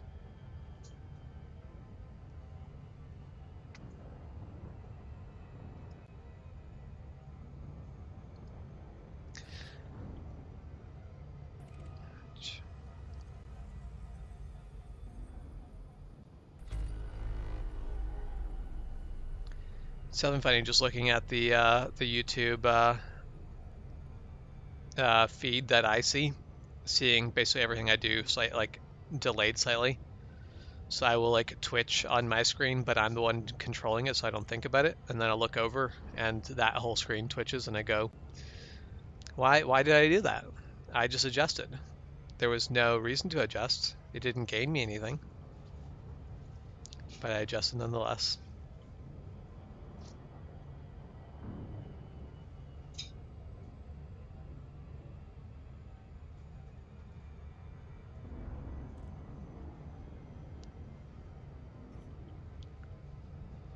Oh, and it looks like I'm getting another pirate attack.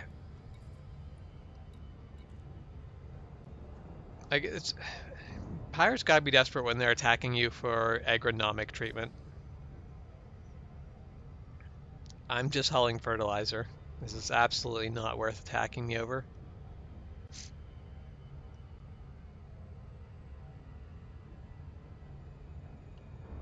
Which we'll see. I don't...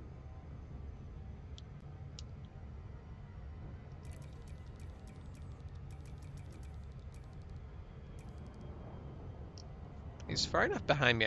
He might not actually get to me before I get to planet side.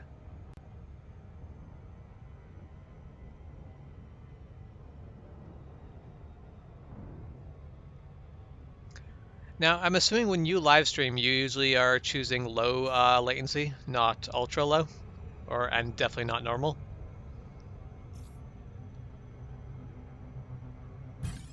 Oh, yeah, he's caught up with me. Well, I'm about to blast past this planet. Oh, shite, I do not want to be doing that. Under attack. Taking damage. That is 100% not what I want to be doing.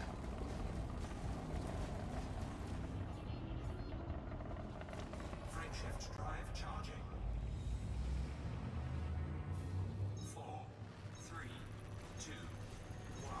Engage. Alright, and running is the move of the day again.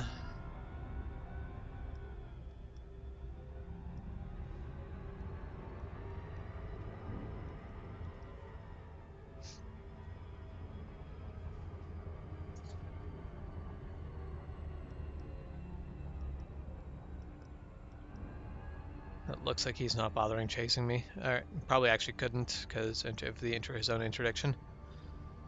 Yeah, I just looked at it and I'm like, well, normal seems like it's probably too much delay, and I don't really care to go like ultra low latency.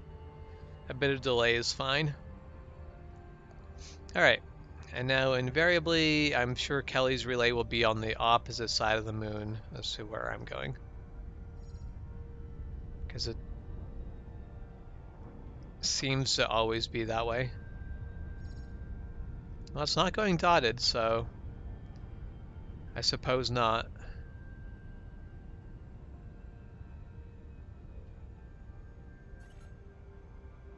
Oh, apparently I'm entering a conflict zone. I'm just a space trucker. Please no one shoot at me.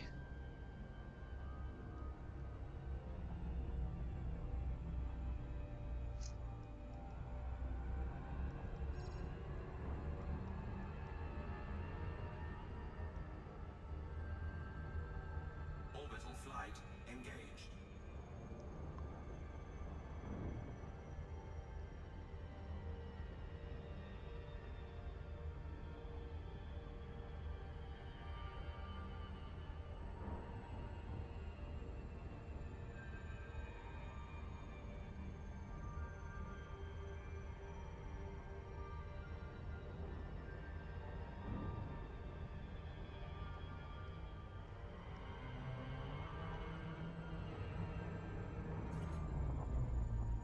Alright.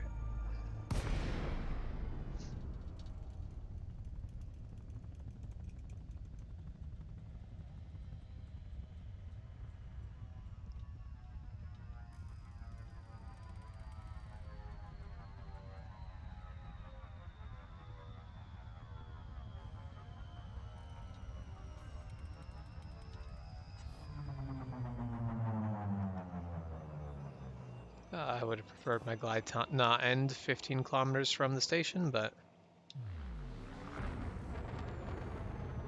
nothing I can do about it, so in we cruise.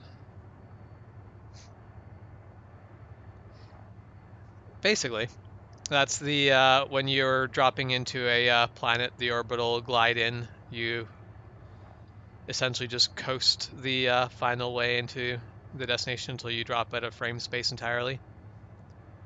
Which I haven't read the lore as to how frame space drive is supposed to work. Obviously, it's got to be something that breaks the time-space continuum if it has you going faster than light, but I don't know what the excuse for it is. Oh, Warning. Yep. zone. Apparently this is not a civilian access port.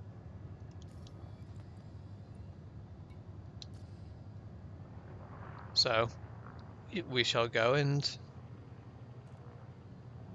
look at things elsewhere.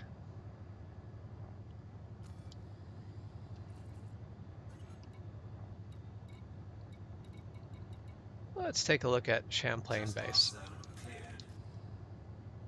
Maybe they're more friendly there. Frameshift drive charging. 4, 3, 2, 1. Engage.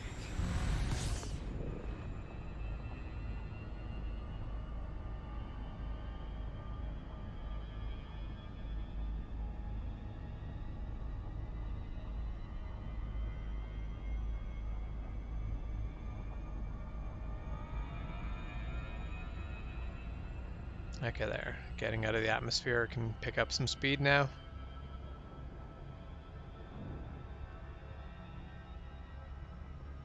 I would rather not take days to get to Champlain Base.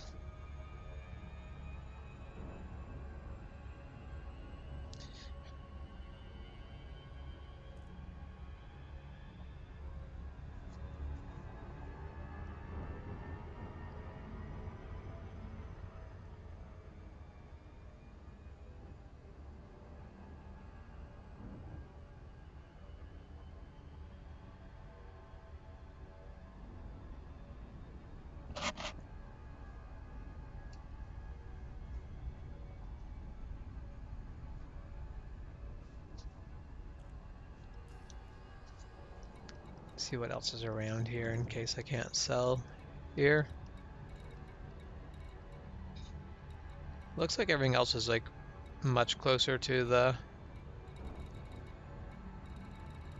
No, there's some stuff that's not too far away. Atwater Dock and Evans Enterprise will probably be places I can dock. And they're not too far away.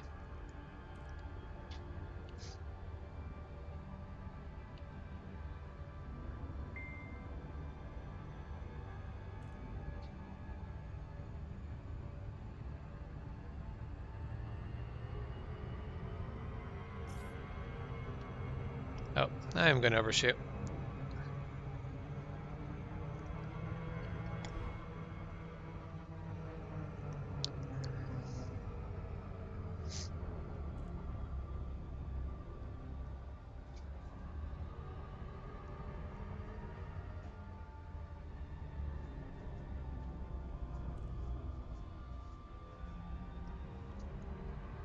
Which we'll see if I'm on the wrong side of the planet for Champlain Base now or not.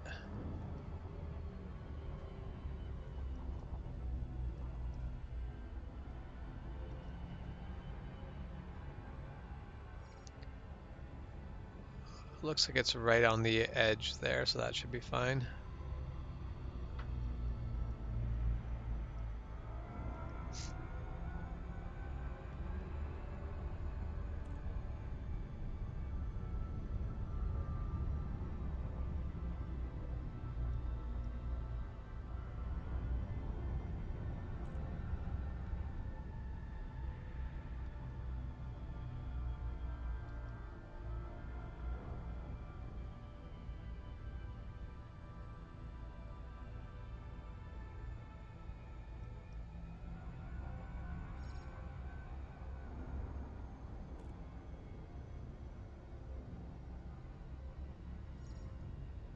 This is a quite the interesting looking planet. Or I think this one's actually a moon, but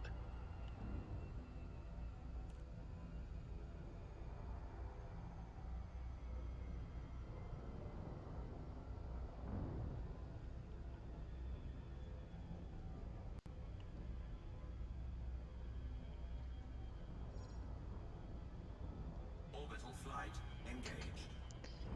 I mean, I am fine with playing Farm Sim. I already own it. I think the only reason I don't join Juan usually on Saturdays is he plays with mods that I would have to go download from outside of the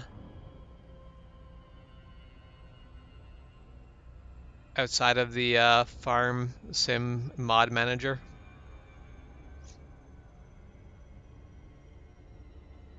I am definitely happy that ATS is finally looking at official multiplayer, because the multiplayer they had for the mod was almost worth it, but it just seemed like it was quite a terrible setup and just not quite actually worth it. But I will definitely play ATS. All the mods you have are in through the actual in-game menu? That's weird. I thought the last time, I didn't think the GPS one was. Warning, you have entered a trespass zone. Oh, trespass zone. Also not welcome here. So, the system just doesn't like me. Apparently they put things far away from stars because I don't want people there. I'm just one of those nosy people that goes along snooping. Frameshift drive charging. 4, 3, 2, 1. Engage. Trespass zone cleared.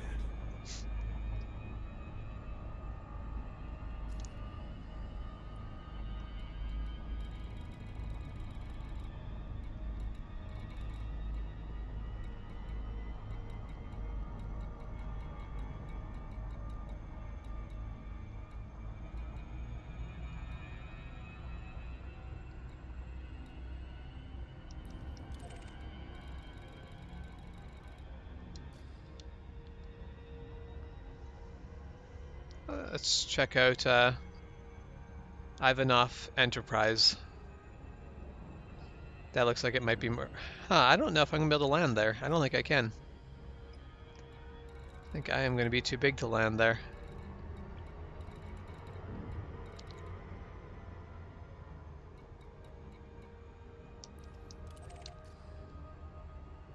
Let's look at Palmer's progress then.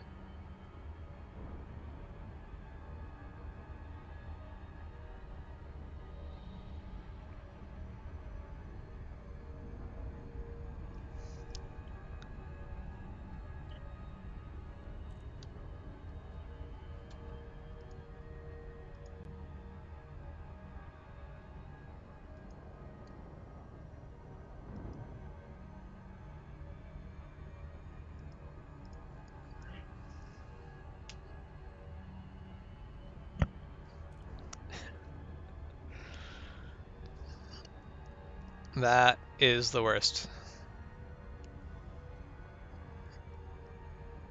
So puns are bad, but like motivational puns are worse somehow.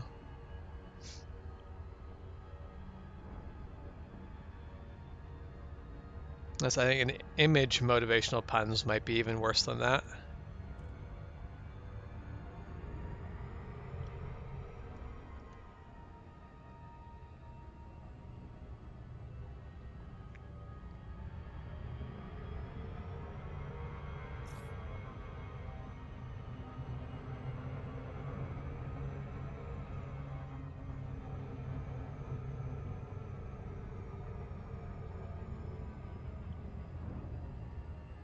What's cheating?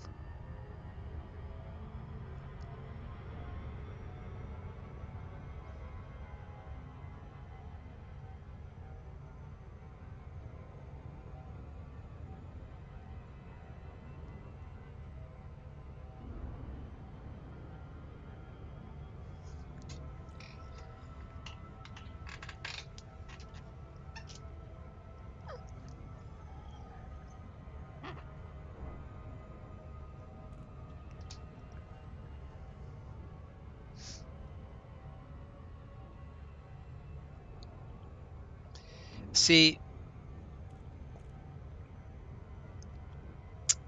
the whole thing though is there's got to be a T emoji.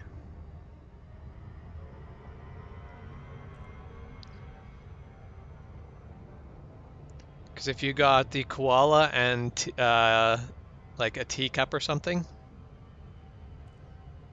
that would have been the way to go there.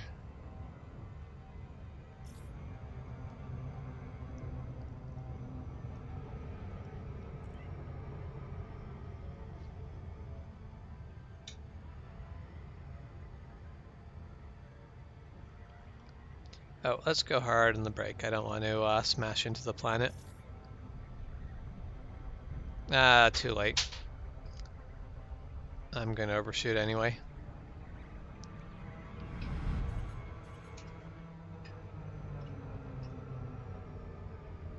It's okay, I was only doing like a fifth the speed of light there. You can actually drop out of frame space at that speed. It just is not healthy for your ship. I don't know how your basically meat sack of a body handles it, but the ship is not happy with it.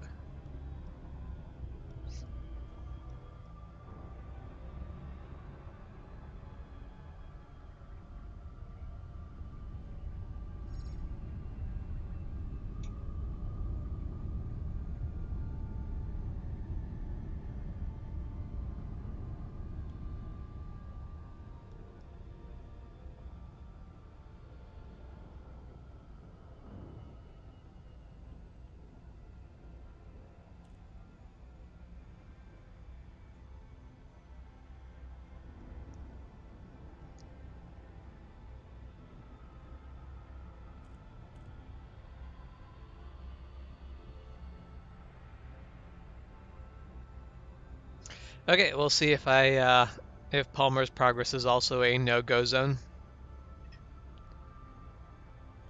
See if Orbital flight engaged. I manage to go 3 for 3 on places that don't want friends to come for a visit.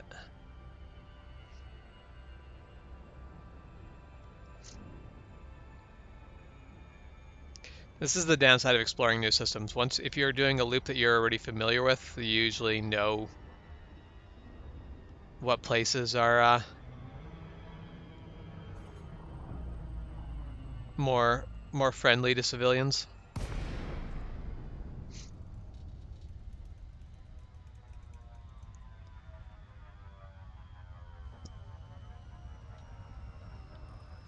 I would like to drop at a glide right about now.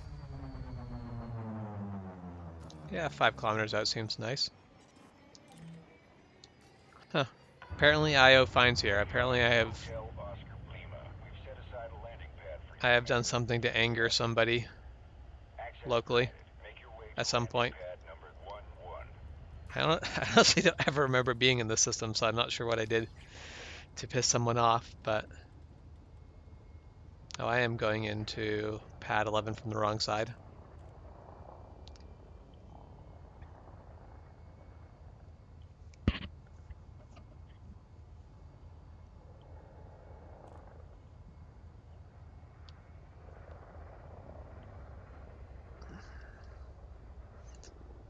So I'm not sure if...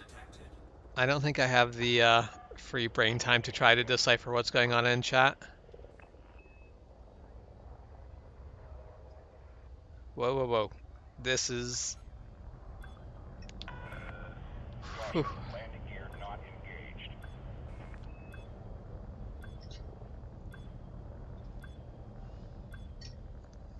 This planet is bigger than I'm used to. If it turns out bigger planets usually mean that your ship weighs more.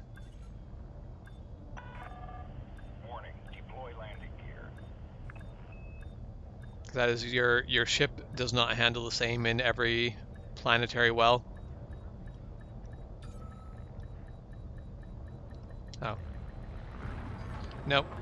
I have... Integrity compromised. This is going from bad to worse. Find a place that let me land and I just make fumble after fumble. Landing gear deployed. Thank you, Victor. That was very helpful of you. 500 meters from touchdown.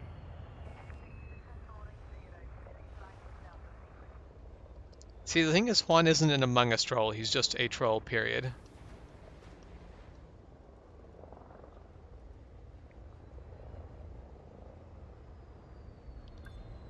And... okay.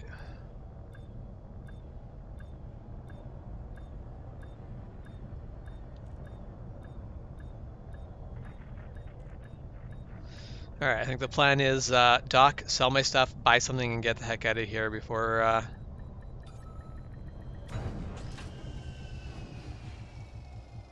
Hopefully, people won't really remember me for that fumble. Confirmed. Power down your engines. Welcome to our port, Commander.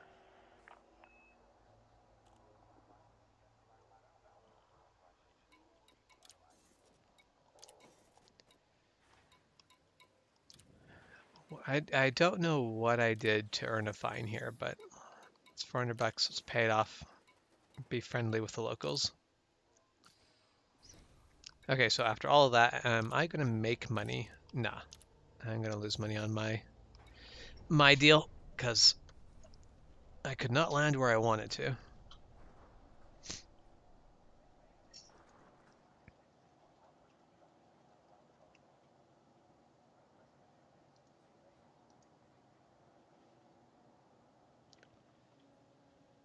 So Palmer's Progress.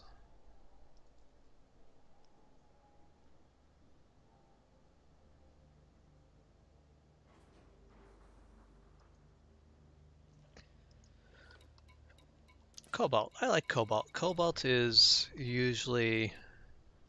it is overvalued though. It's still selling for way more. I'll try this again.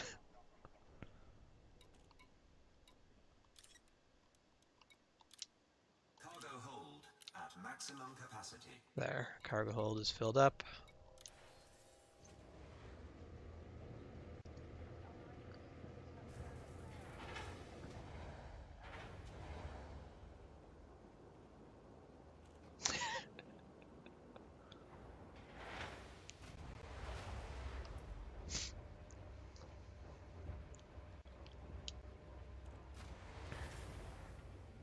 Let's see if I can actually upgrade my ship locally or not.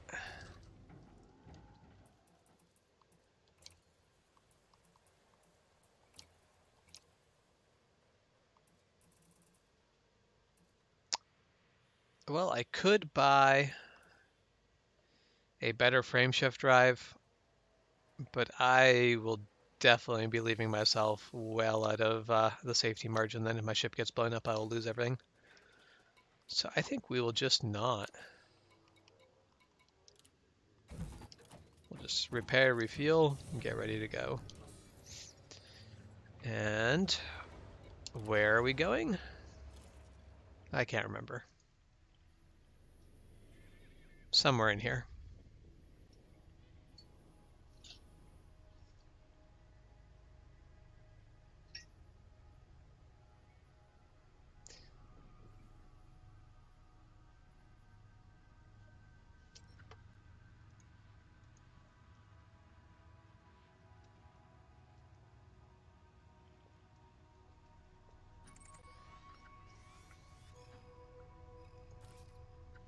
There.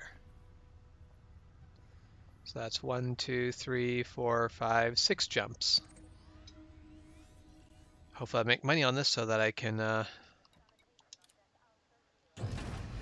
afford to buy an improved frame shift drive and Clear for departure. stop having to jump like 5 times for everything. Landing gear retracted.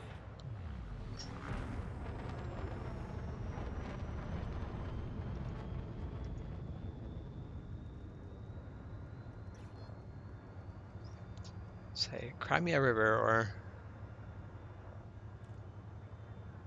it's probably what it is.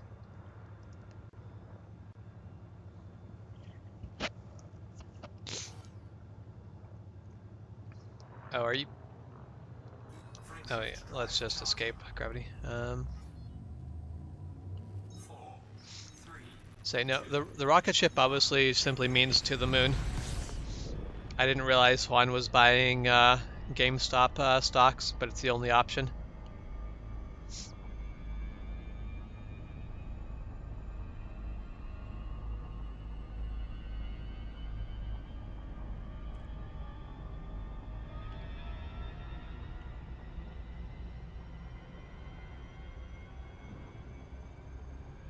Oh, it is still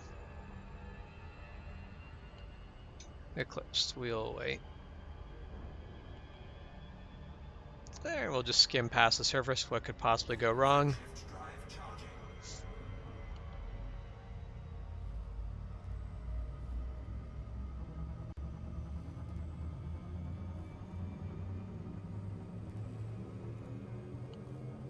Four, three, two,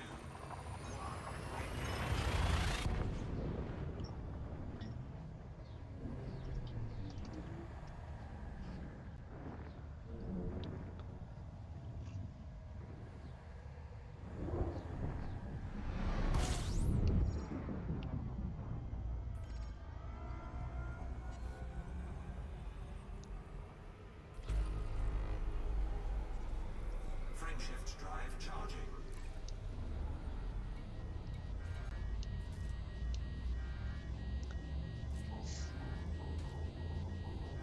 I should really cancel my frame shift jump and cool down first, but we'll just deal with that at the other end. I'm sure it'll be fine.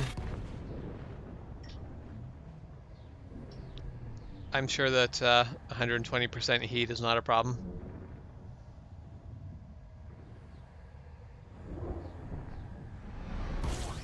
Taking heat damage.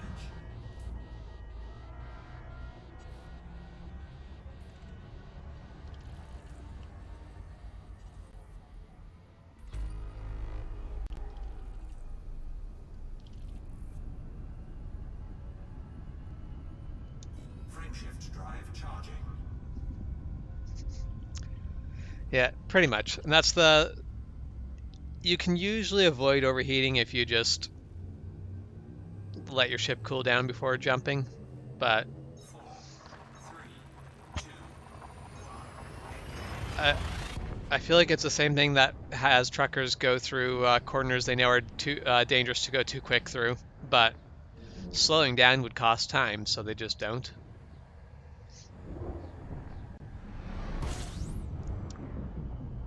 I'll risk blowing up my ship to save a few seconds. It's fine.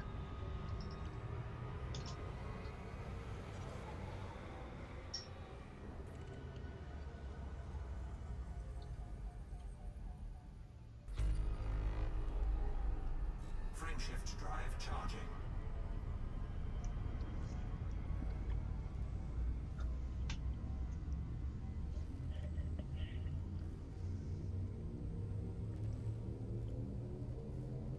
Four, three, two,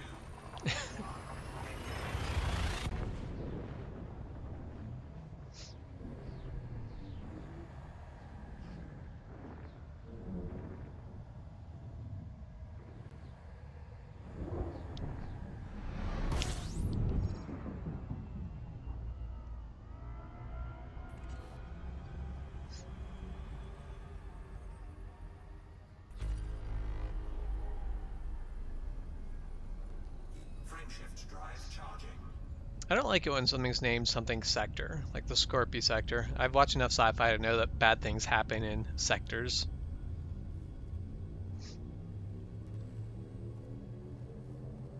Four, three, two,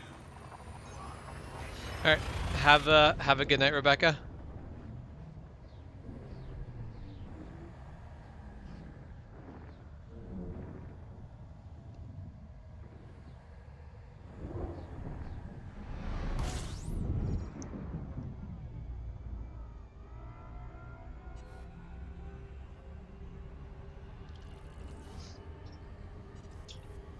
frameshift drive charging. I've probably made another mistake. I should have waited a bit longer.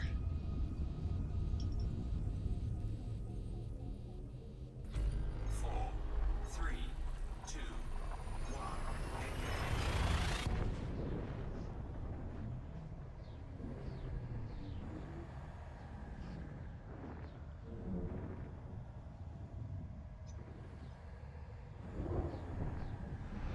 Warning, temperature critical. All right, and I've arrived where I'm going.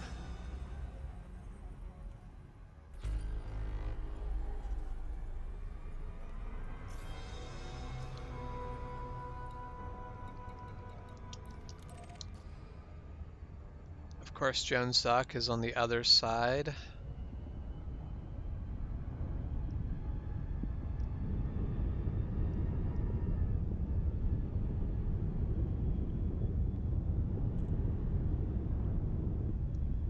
But it's not too far away. This will be quick.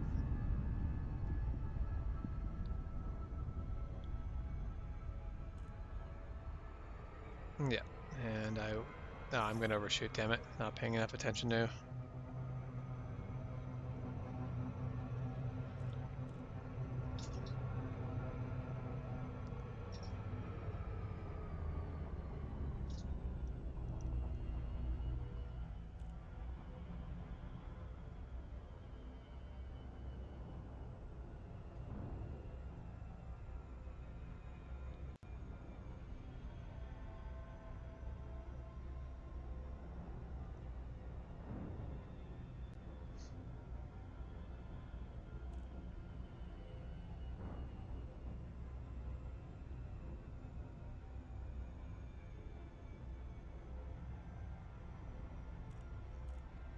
But it is getting pretty late. I could probably call the stream anytime. It's been going on for 3 hours, so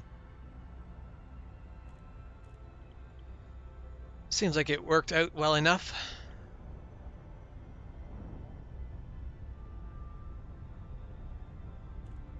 Hard for me to be able to tell because I am not on the end watching.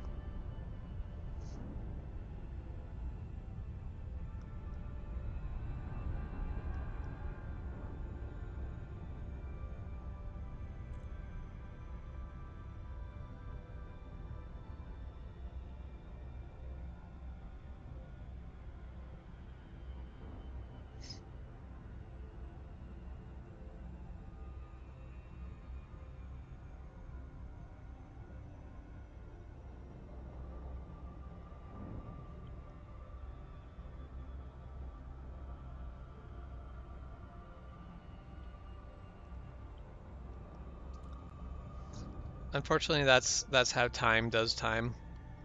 It's the worst. There is time and then there isn't.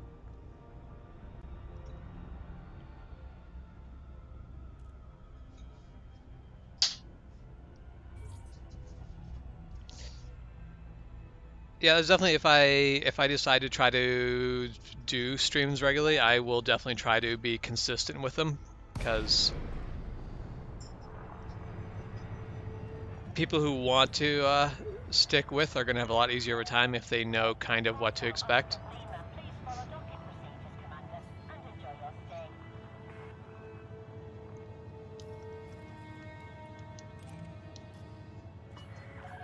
Approval granted. Please make your way to landing pad 40.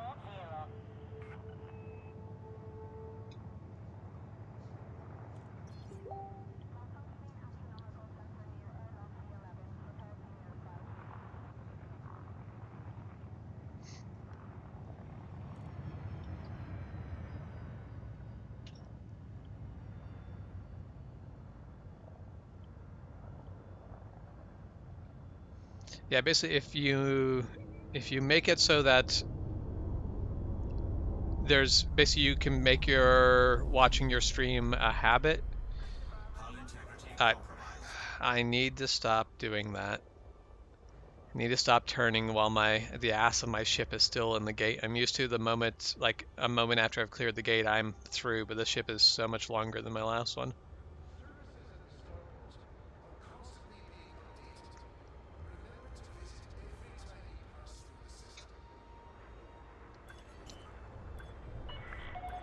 Warning. Deploy landing gear. Yeah, I'm on it. Landing gear deployed. Oh, I want that control, not.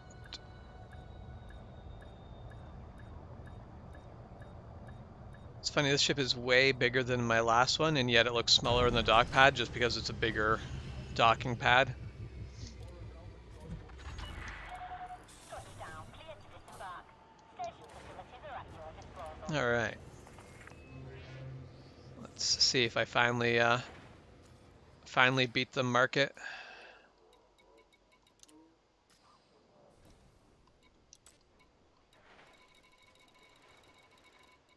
Cobalt sells for... I mean, it's not terrible. Not a great return, though.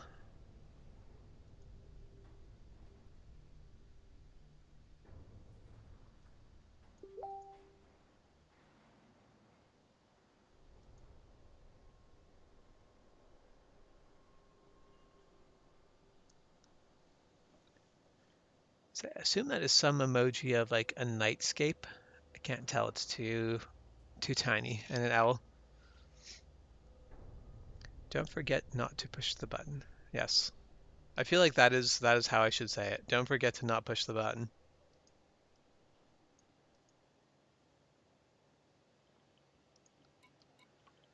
Okay, well, let's see what I can take out of Jones Dock. I should actually start making a trip home.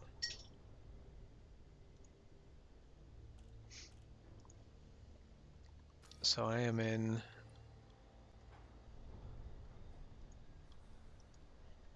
No, well,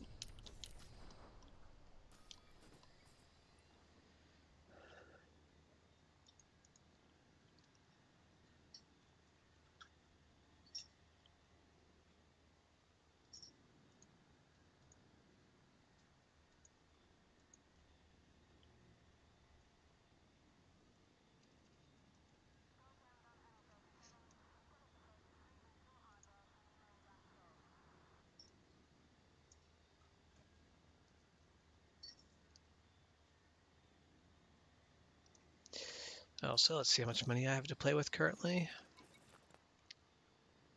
3.5 million, I'd say.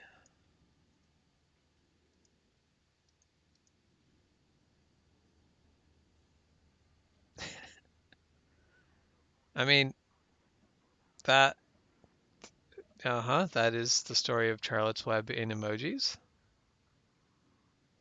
It's actually pretty good.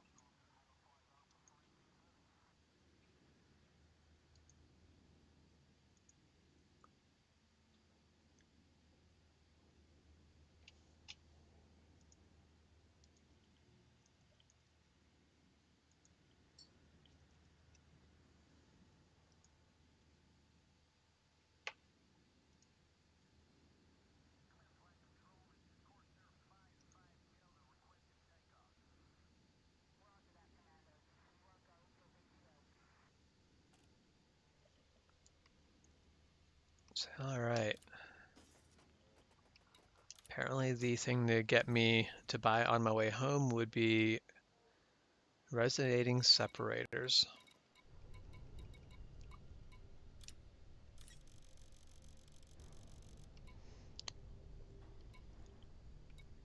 So for the fact that it's cost me 1.7 million to buy, they're not going to buy. Maximum capacity. They're not going to earn me a lot, but whatever.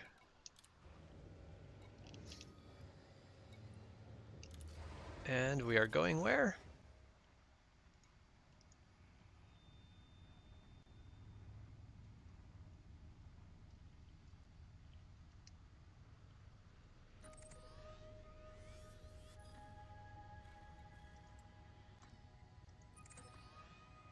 That is not.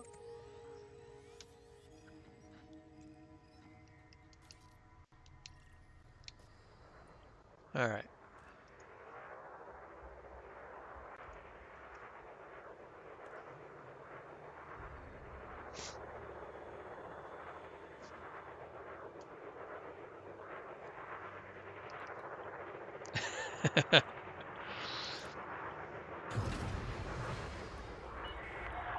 Ship is released. Happy Potter.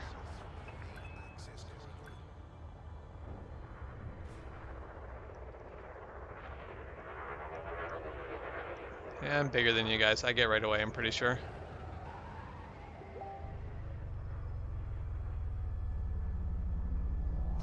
Hull integrity compromised. wasn't great. Fly carefully, Commander. Fines will be issued for reckless maneuvers. No.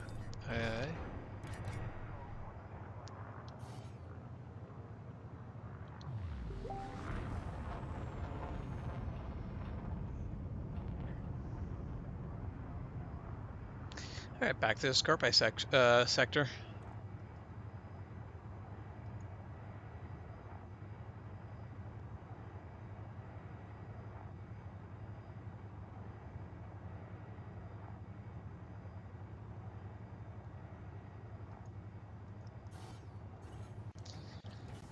Nice.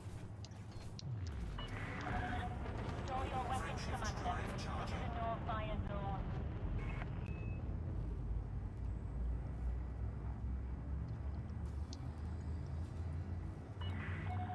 You've now exceeded the no-fire zone. Have a good flight, Commander. 4, 3, 2,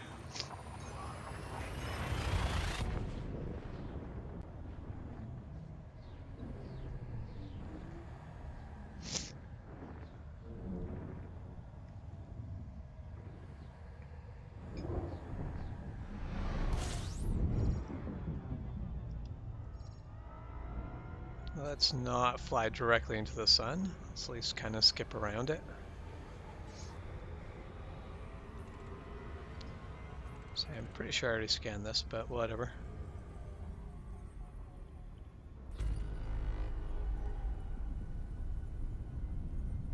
frameshift drive charging.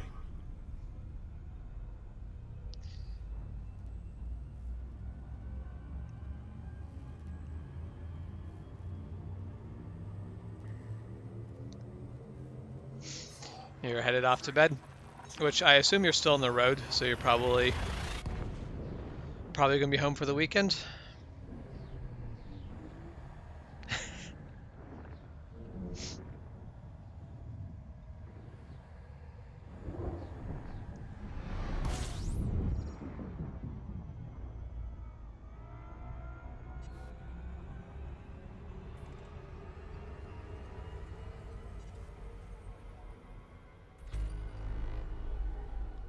Frameshift drive charging.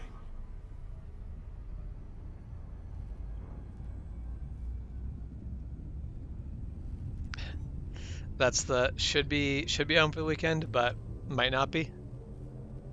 4, 3, 2,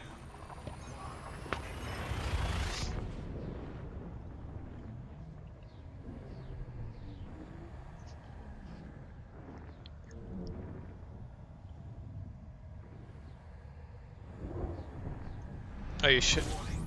Temperature critical.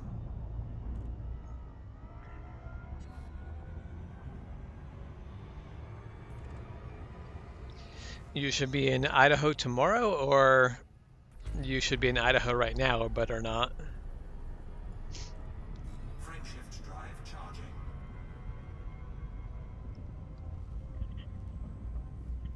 But yeah. Oh, okay. 4, 3, 2,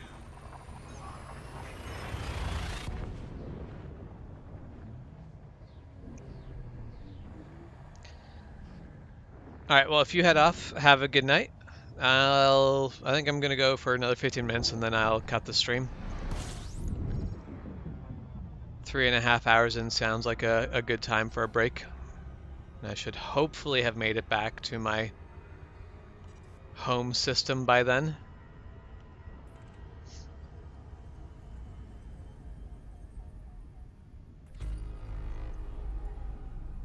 Say, I think this system is just afraid of spiders. Because I would pronounce that as E. frameshift drive charging.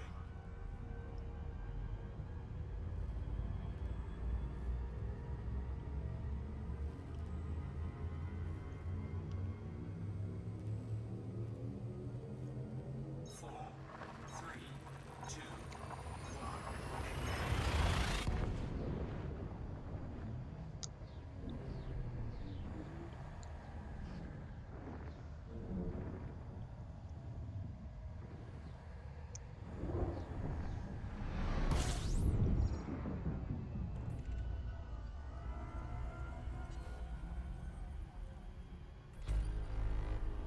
That's another system I think I've been through, but not Frameshift drive charging. the one I'm headed to right now.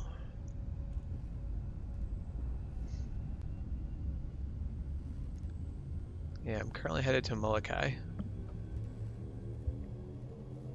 4, 3, 2,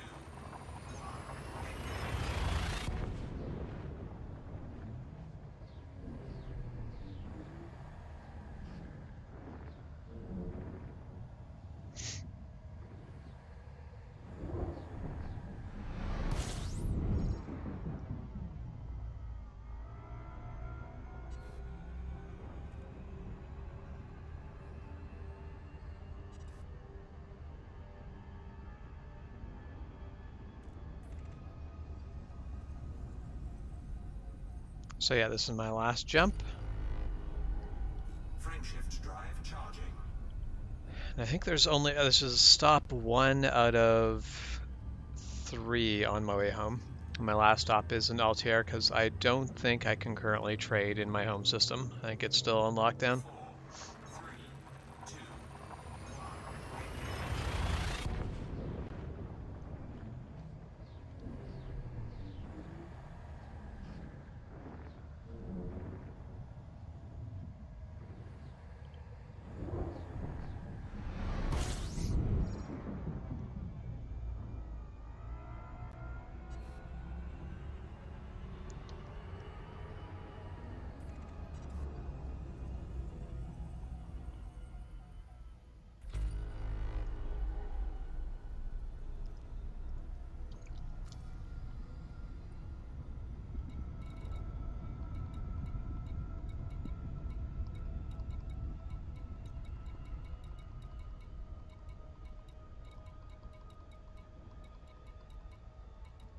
Say Einstein plant.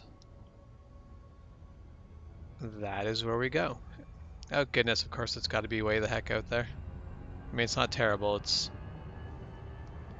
only starting a day away, but I've had really bad luck with things being a really far distance from their sun today.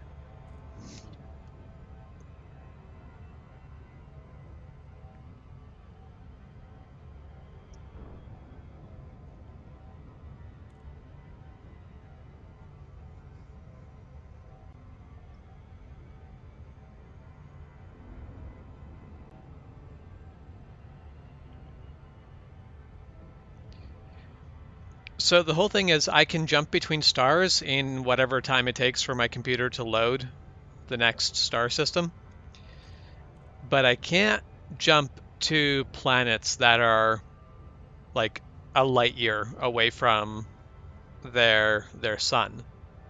Like in this case, this planet I'm going to is 600,000 light seconds from the sun. I can't basically instantaneously hop over to it. I have to use the regular frame shift, which does let me go like many times the speed of light. Like currently I'm doing 60 times the speed of light, but it's still significantly slower. Like currently the ETA, if maintaining speed, would be 2.5 hours. So it makes for a much slower, like it takes quite a bit to get to them. It's just a higher time investment.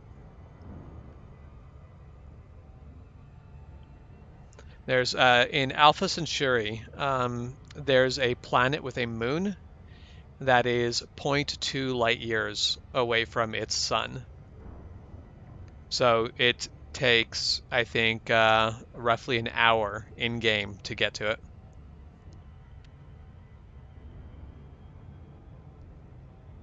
I think the planets like basically the systems I'm happening to hop into to go trading just happen to have quite a few planets that are really far away from their sun. Most don't have that.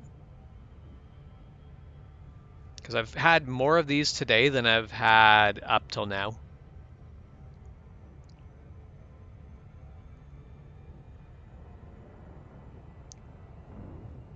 In a week of playing, I've had gone to as many planets that are over like 300,000 light seconds from their sun in that entire time than I have today. But it's not the end of the world. Luckily, the multiples of speed of light goes up decently quick, so it's not a. It's like 600,000 light seconds isn't atrocious. Because the ETA is still above half an hour, but realistically, it'll probably be down to like 7 or 8 minutes. Actual travel time spent. Mind you, I do have to slow down again on the other end, so.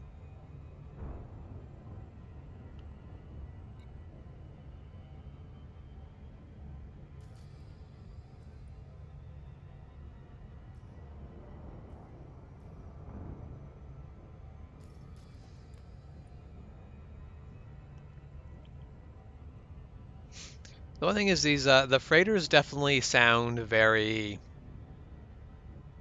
kind of boring, very much what you'd expect a freighter to sound like. The like engine sounds that like the Viper and the Eagle and stuff like that makes is significantly better. I think I scanned this. Yeah, I scanned the system already. Let's take a look.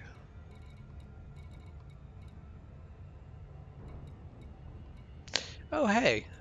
These two will be places I'm not allowed to go. That's what the plus low security means. So that's how I can tell. I'm pretty sure anyway.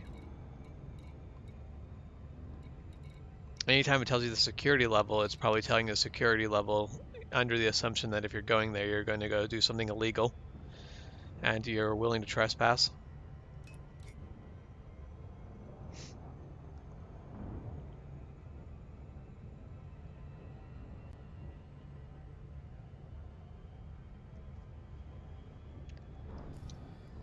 Which, let's see, how far from Altier am I? Oh, I'm still going in the, oh no, I'm going in the right direction. Oh, holy crap, that was a long journey out. I didn't realize I got that far from my home area.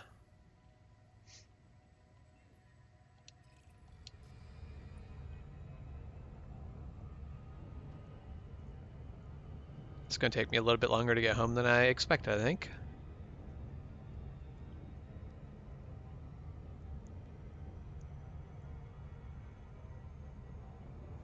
Actually, I'm also curious. I'm curious what this ship looks like from the outside.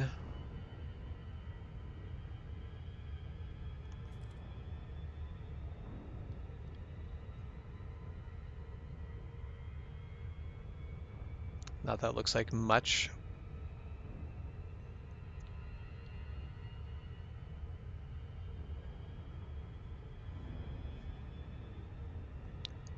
Big chunky brick.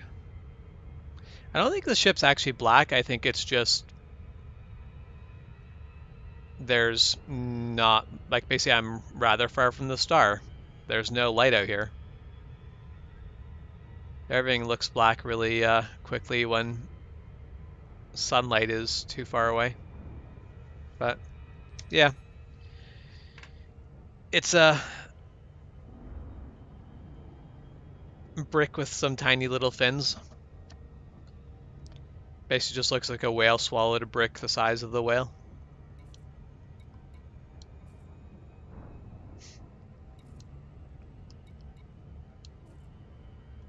Definitely my entire chat history today has just been entering different chat networks.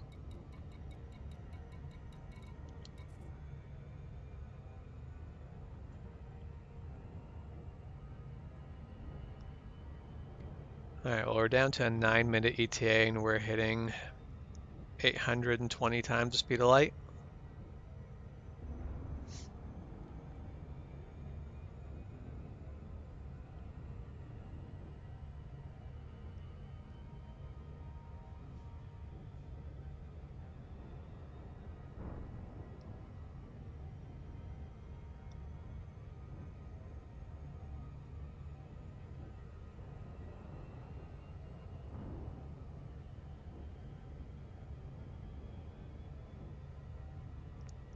Yeah, the fastest I've ever gotten going was 15 times the speed of light, but that was trying to essentially make it from one star to another.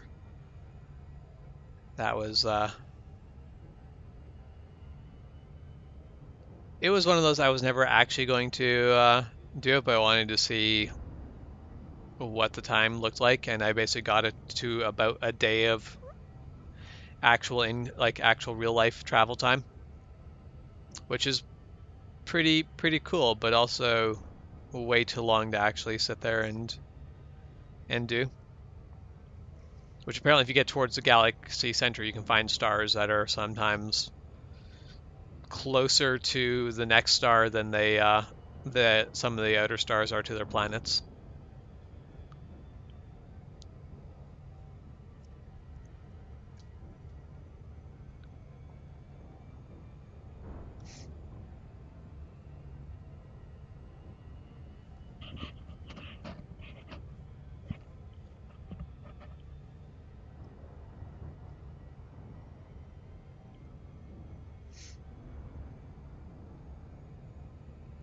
And that is definitely, once I've earned up enough money to get myself a good exploring ship, I absolutely intend to do that. But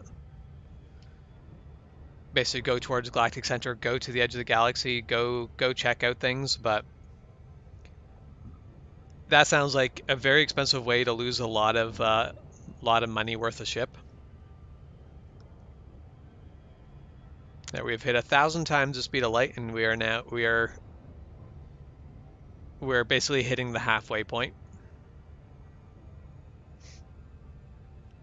Luckily, our ships have basically all ships in this game seem to have a better ability to brake than they do to speed up, which is entirely unrealistic, but also really good for actually, mind you, I'm already starting to count down, so we're just past halfway point and we're starting to count down. So, but I do want to say that ships have more braking ability than acceleration ability.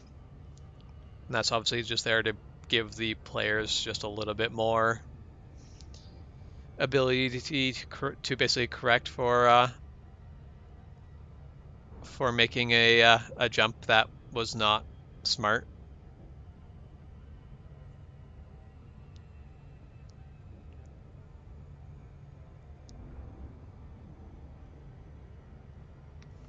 Mind you, that's still 4 minutes out. I've got time. Take another look at the galaxy map. I'm just curious. Stars loading in as a... Yeah, stars are loading in again. It was really weird that they were not earlier. But yeah, let's see.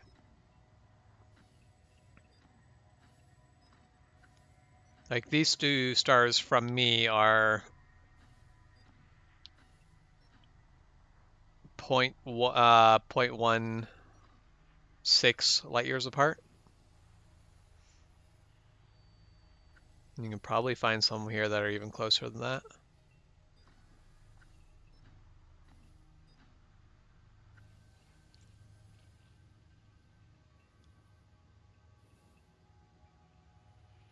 Yeah, that's just ridiculous.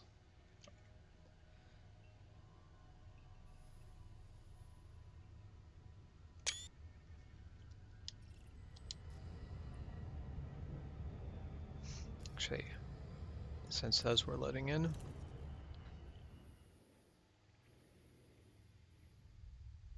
Let's see if I can find the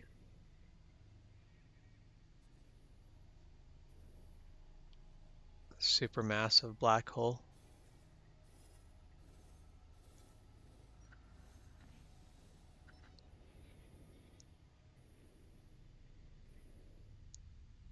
So that should be it, I think. If I zoom in on that. Yeah, there it is. Wait, where? There.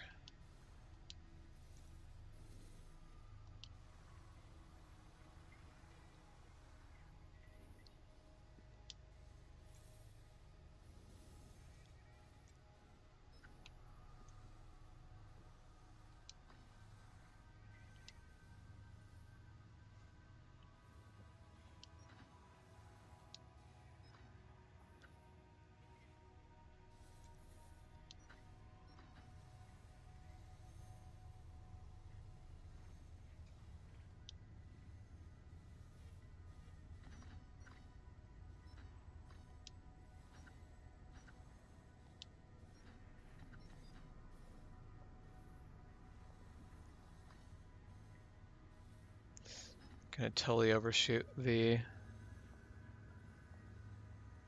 destination. Trying to get a...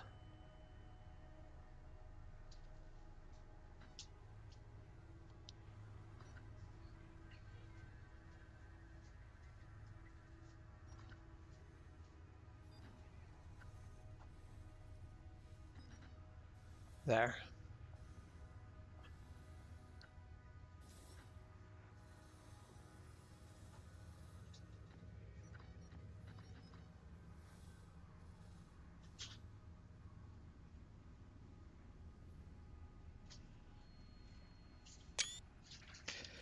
All right, let's see if I'm there. 2 minutes left. Excellent timing.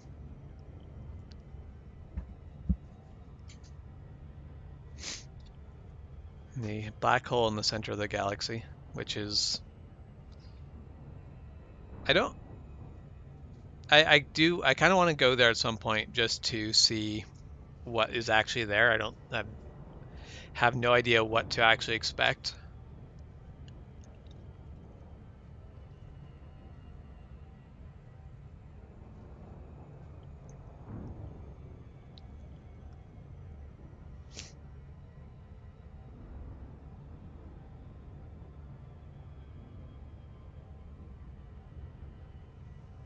And obviously there should be other black holes around, but I don't actually know where, like I don't know where the nearest black hole to our solar system is.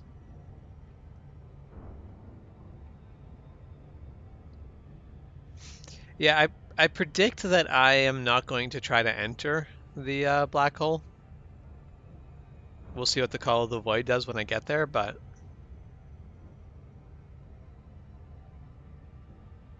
I honestly feel like the worst Call of the Void would honestly be when you get here. Like when you get out to here, the entire galaxy is now behind you. When you look out, all you see is other galaxies, and you look and you go like, I could aim at another galaxy. I could go into the void. The void of there is nothing there. Space that makes outer space look like it's actually filled with things. All right, we're 20,000 light seconds out from Einstein's planet, which is pretty decent. We're back down to about 250 times the speed of light.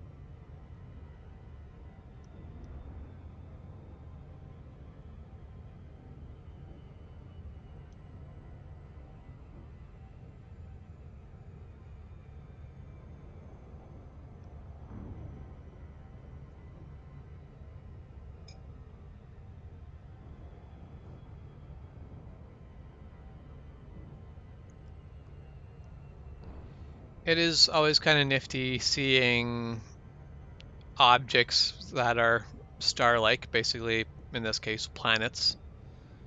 The fact that we're moving fast enough that you see stars basically slowly shifting.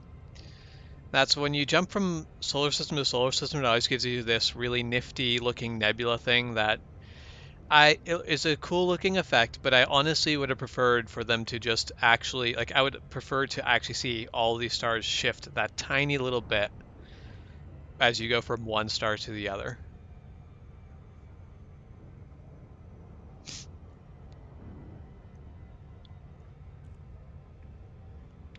Which I guess one thing that is worth noting, so the stars around me, most of them are actually tiny little stars actually put in the right places, but after a certain point, the computer won't draw any stars past that point. So there is a outer skybox that is rendered for each sort of section of the galaxy, I think, if I understand it correctly. So stuff like because I think that is towards the Milky Way, basically that's towards the center of the galaxy. That is probably just painted in. That is just part of the artistic skybox. That's not going to be made of individual stars. But if you go to that, if you're in the middle of that, the sky around you is going to actually be bright because there's just so many stars that the stars themselves are basically light polluting the night sky. Once again, that's the thing I really want to go and see.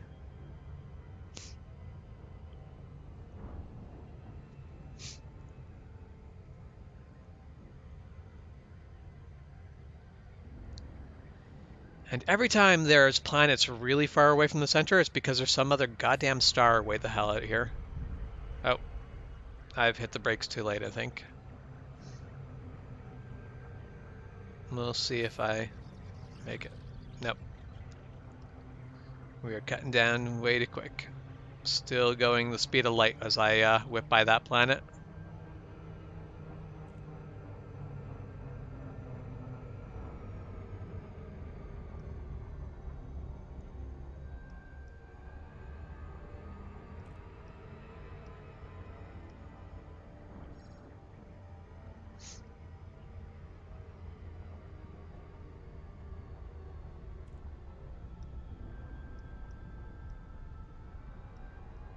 Am I actually on the right side of the planet for Einstein Planet?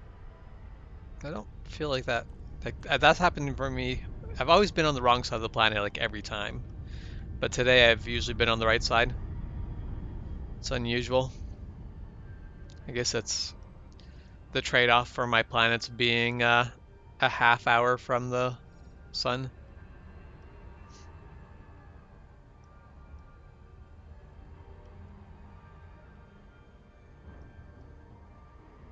I think I will land and then call off the live stream because yeah, it's 10 minutes past when I said I would end it. I'll take a break and get back home later.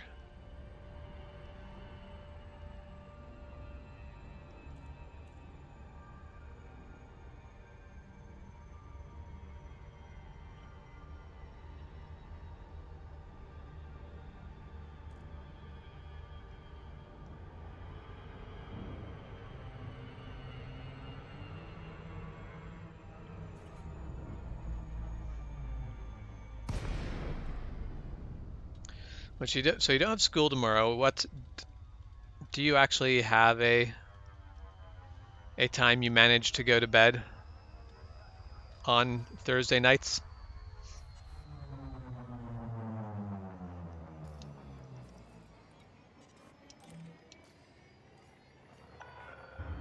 Lakon, Hotel Oscar Lima. This is Federal Flight Control. Welcome, Commander. Authorization. Say the city honestly reminds me of the of Midgar from Final Fantasy VII.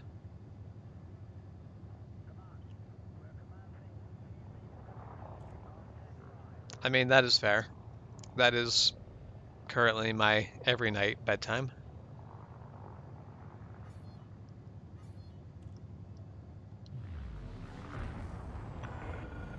Decrease speed to within safe limits, Commander. Yeah, I probably should not have boosted there. So I'm definitely going to overshoot my berth.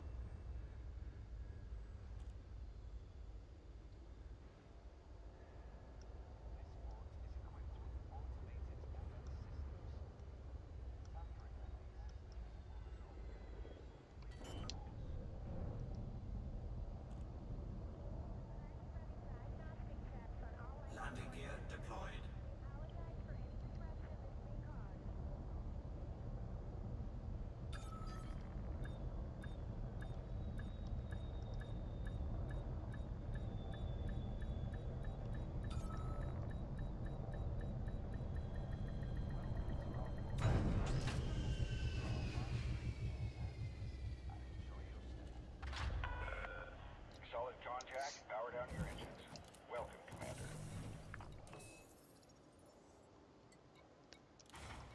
Okay.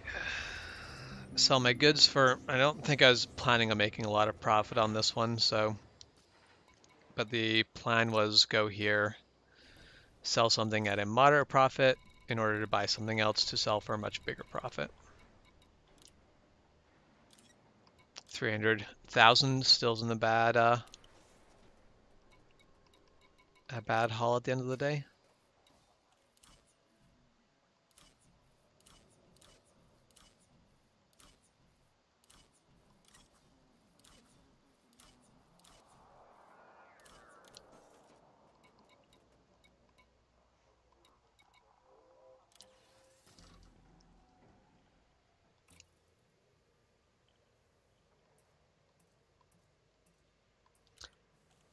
Okay, so I got for, where are the other two hard points? One top, one underneath. Okay.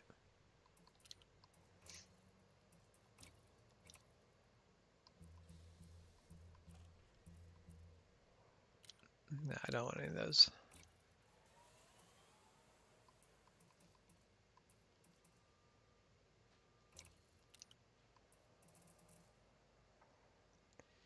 Ooh, a top of the line frame shift drive is going to cost me 5 million. With the trade-in, I can technically afford that because the total actual cost comes to 4.5 million. But then I cannot afford the ship's insurance, and I cannot afford to buy cargo then. So we will hold off for a bit longer. But okay, I am parked. Quit off to the menu, take a break, and then I'll come back and drive myself home. But I will end the live stream here. So you guys have a good night, and I'll see you later.